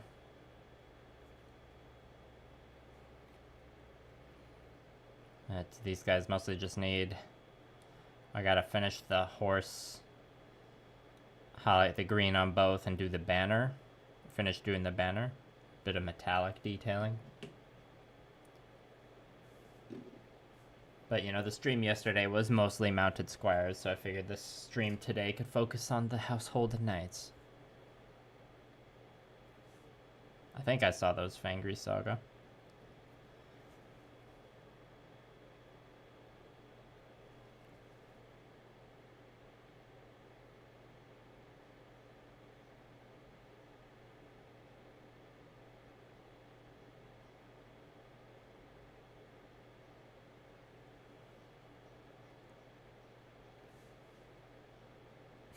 You got an airbrush for $9?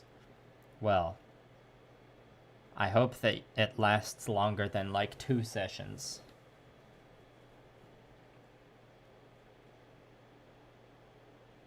I'll have to report back next stream.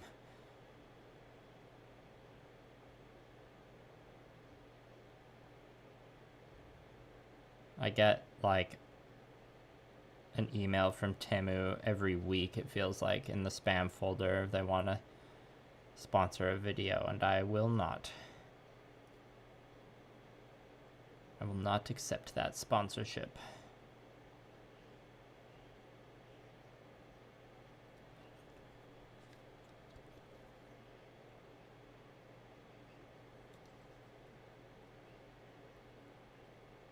I need money, but I'm not that desperate.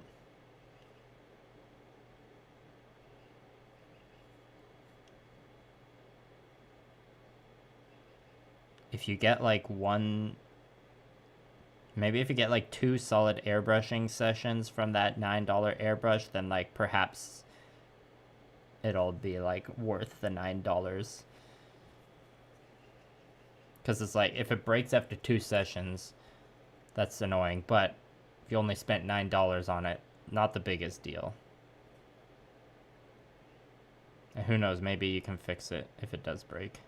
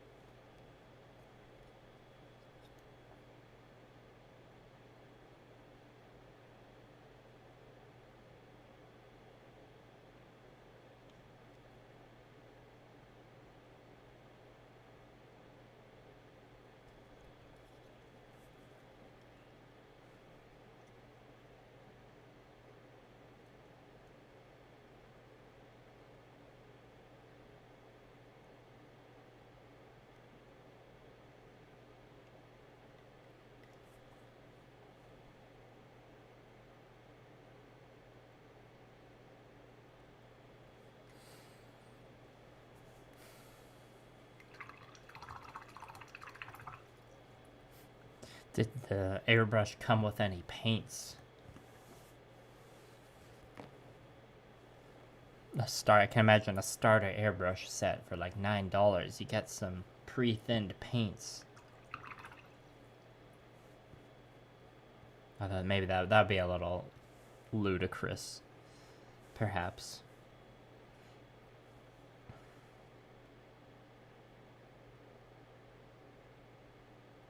Or is it one of those airbrushes that comes, it's like a self-contained compressor unit that's like built into the handle? I never tried one of those. I can imagine them not being quite cut out to like base coat an entire army. But who knows? I guess I could watch one of those YouTube videos that's been recommended to me where a painter does that gimmick of a video where it's like, I bought a really cheap airbrush, let's see if it actually works.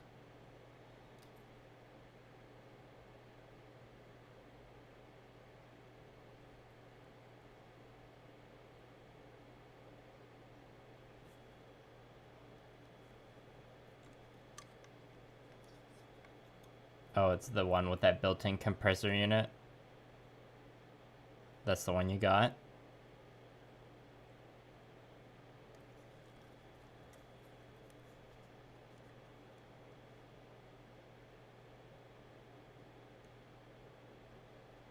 Alright, see you in like 4 days, Cody. Thanks for coming by.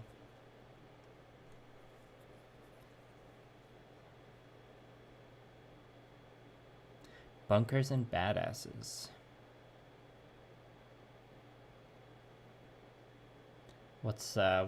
Give me the elevator pitch on bunkers and badasses.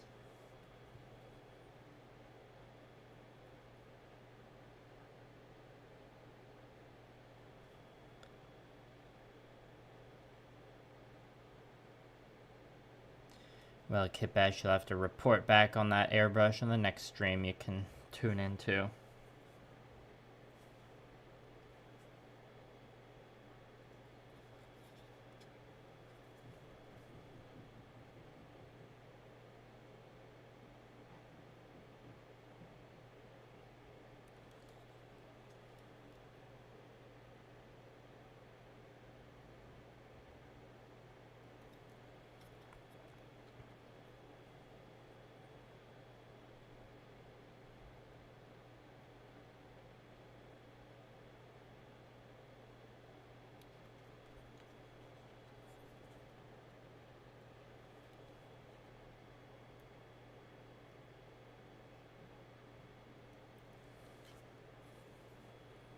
Oh, it's D&D Borderlands tabletop. Oh, right, yeah, I remember you mentioning that. That sounds cool.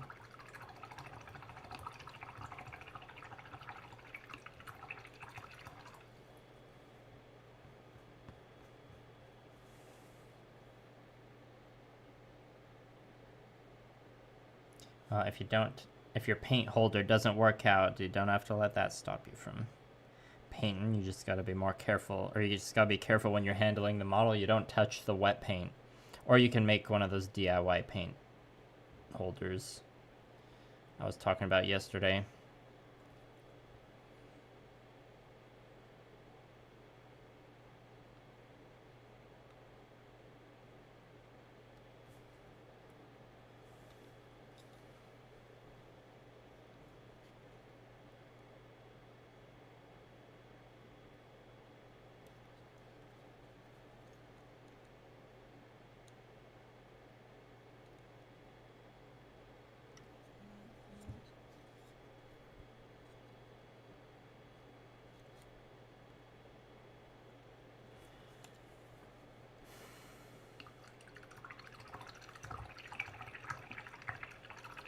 Okay, that's the khaki taken care of, but do have some khaki on the pallet still, so I'm going to use that on some crossbows.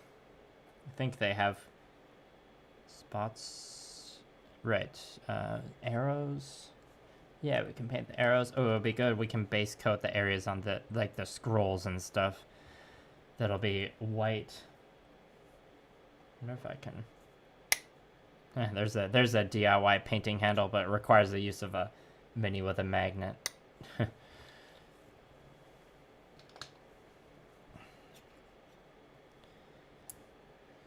Alright, let's not let this paint go to waste.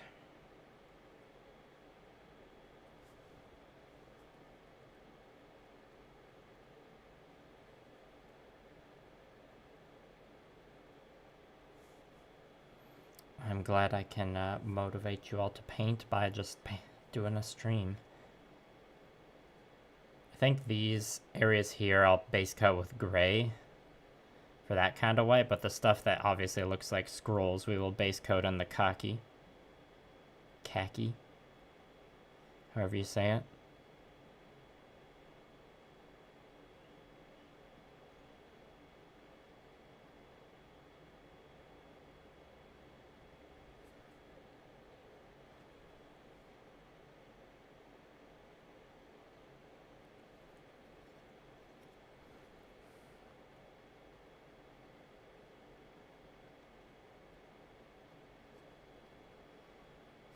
I keep panicking that I'm not going to be able to finish all the painting in time, but I think if I go really hard today, I can probably finish all 6 of the cavalry models I've been working on, and those are like, those out of the big pile of minis to paint, those are like the most arduous, like largest ones. And like once I'm done those, I have maybe like a dozen infantry models to paint. Which, like, when I say that sounds a little intimidating, but you gotta remember they're infantry, so they won't take as long as the horses. Especially, like, the mounted squires where the horses don't have any armor, and I gotta put in all that work to, like, paint a realistic-looking horse. It's a bit of a challenge for me, but that was pretty much finished yesterday. Or mostly finished yesterday. And yeah, the khaki I'm painting on the scrolls right now, this is more just like the foundation color for the off-white. I'm gonna paint them afterwards. The off-white color I use, it's like, you know, a pretty light color, so it needs a bit of a foundation to go on properly.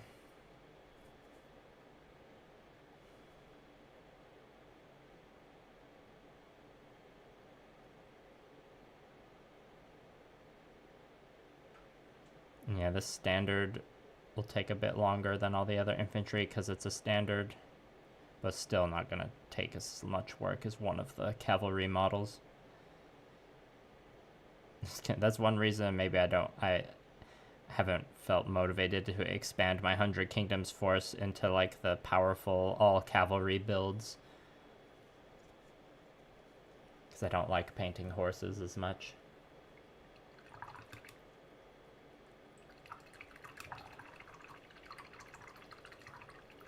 You flatter me, Kitbash Carnage.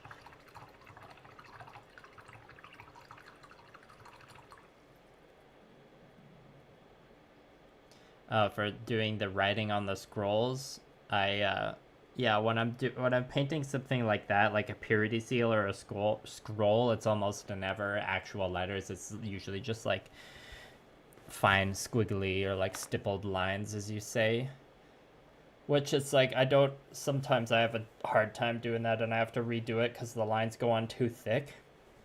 It kind of depends on the scroll or the purity seal, but yeah, I don't bother doing actual writing. I think I have the chapter mage is right behind me. I have an example of that I can show you.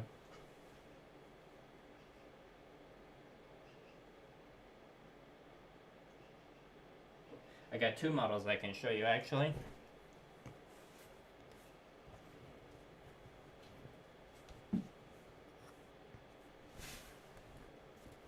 So we got this Kitbash here. He's wearing he's got a scroll, so you can see this is just like squiggly lines. But then I put like the title capital letter there of an M for Mayhem. So yeah, we got an example of squiggly scroll here. And then the chapter mage has a book, and it's like, you know, it's a mage, so I assume it's a spell book. So for this one, I did a combination of squiggly lines, but also kind of just did like a random arcane doodle. Yeah, only the most hardcore of painters put actual writing on their scrolls and stuff.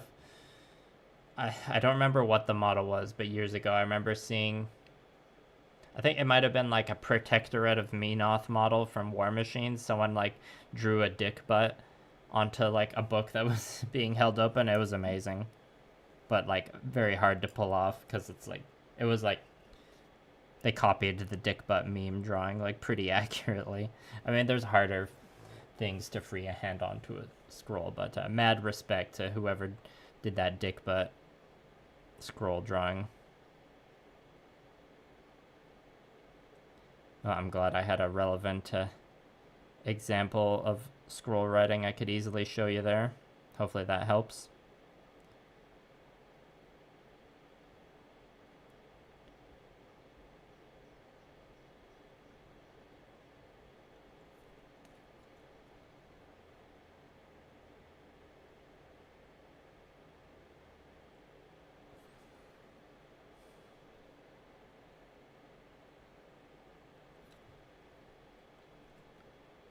Oops, dropping the model.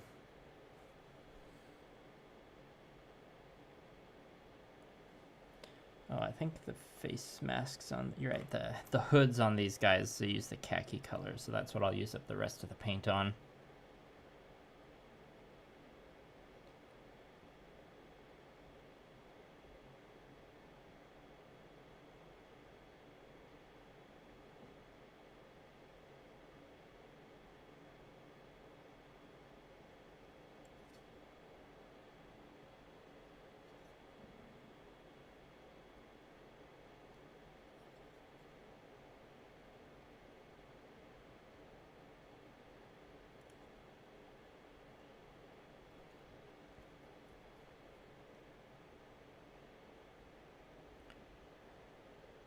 Okay, with we're at 2 hours 8 minutes. With how my tummy is feeling, I'm just gonna use up the rest of the khaki on the palette, and then we'll wrap up the stream.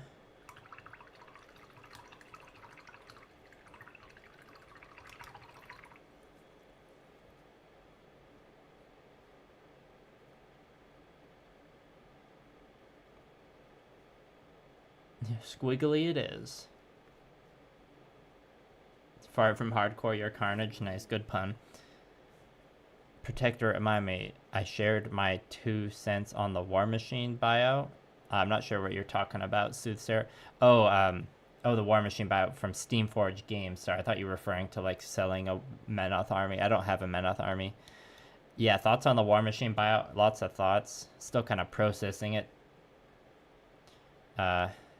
Alright, see ya Fangria Saga. And see ya Kipash Carnage. Yeah, the Steamforged Games acquired War Machine and Hordes. I might have brought this up yesterday a bit, but yeah, I played a lot of I played way more War Machine than I ever did Warhammer. Really enjoyed War Machine. I would say I liked War Machine Mark II, and I enjoyed War Machine Mark III. Like, I would rather go back to play War Machine Mark III than Mark II. I've like technically played Mark IV, but not real. Like, I haven't played enough to give a like proper review or anything. I think that overall the Steamforged Games buying the Iron Kingdoms, I don't know if it's like buying is the proper term or whether it's like, you know, a partnership. As far as I know, the like game devs at Privateer Press still have jobs. That's the important part. I mean, someone had to like rescue War Machine. Privateer Press was not doing a great job. Probably like the biggest issue Mark IV had was like, is like a pretty cool revolutionary idea to switch to the for a company of that style to switch to doing the 3D printing, but the quality control issues were just like too much of a problem, in my opinion. Like, some of the products that I saw people getting online were just not acceptable for the price they were charging. And like that goes for me too. I ordered like some of the I ordered the Khador battle group, and like, it's cool models. I enjoyed how they were designed with magnet cavities, but the quality of the print was just not acceptable for the price I paid. And so it was a bit of a relief when Steamforge said that they would be releasing a starter set, like a 2-player starter set in hard plastic. And also the fact that it's like War Machine Mark IV didn't even have a 2-player starter set. Like that's a pretty big issue, I'd say. So Steamforge Games certainly has their work cut out for them. It's going to be hard to rescue War Machine, but I hope they do it. So I'm cautiously optimistic. I also hope they maintain some way to be able to play with older models in the game. Because I don't, like, I'm glad I haven't sold any of my War Machine armies for dirt cheap, as like a lot of other people have over the last few years. And like, I don't blame them for doing that. I'm just like too emotionally attached to my War Machine armies to sell them. And I was like, well, I have basically like 2 fully painted factions, maybe like 2.5 fully painted factions, and Blue Parappa has some cricks. It's like, it'd be nice to still play with those. Like, Conquest is no doubt my main like tabletop game that I like go pretty hard on. But you know, I'd like to play more than one game, so it'd be cool to have War Machine as one of the side games. It's gonna take a while for, like, Steamforge Games will I think it's supposed to release that 2-player hard plastic starter set at some point this year, and like continue with some of the Iron Kingdoms RPG stuff. But it looks like it's gonna be a pretty slow, like, there's gonna be a lot of waiting to see what's happening with this whole new era of War Machine. I've heard like some people who are kind of on the game store, like retailer end of things, have been saying that's like, if Steamforge wants it to succeed, they kind of need to like nuke the setting and start over, which is like not what a person like me with a bunch of painted armies of old models necessarily wants to hear, but I am inclined to agree with them.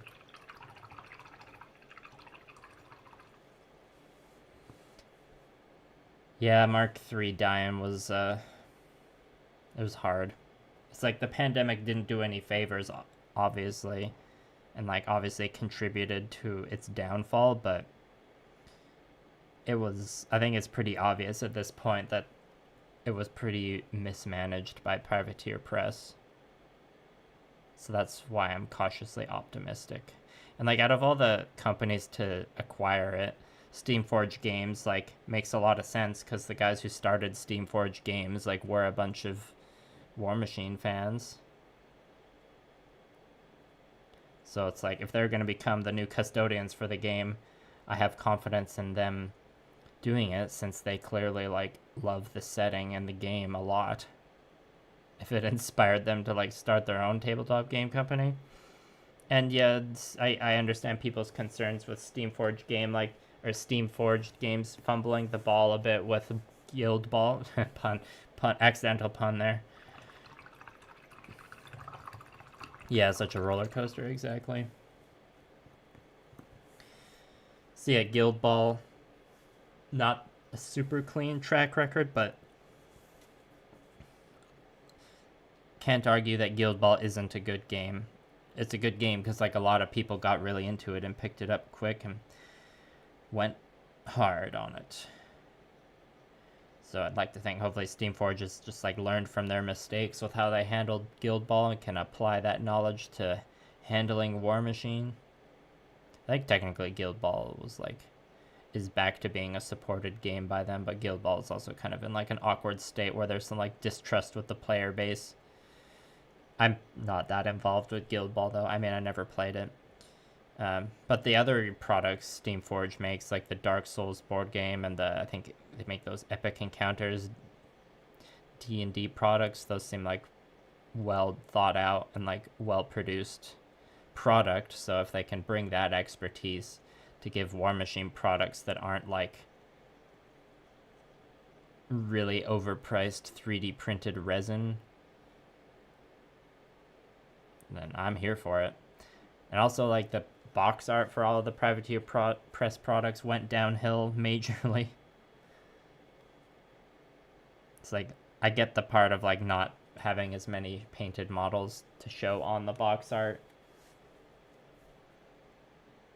Oh, it looks like we got all the khaki on those guys.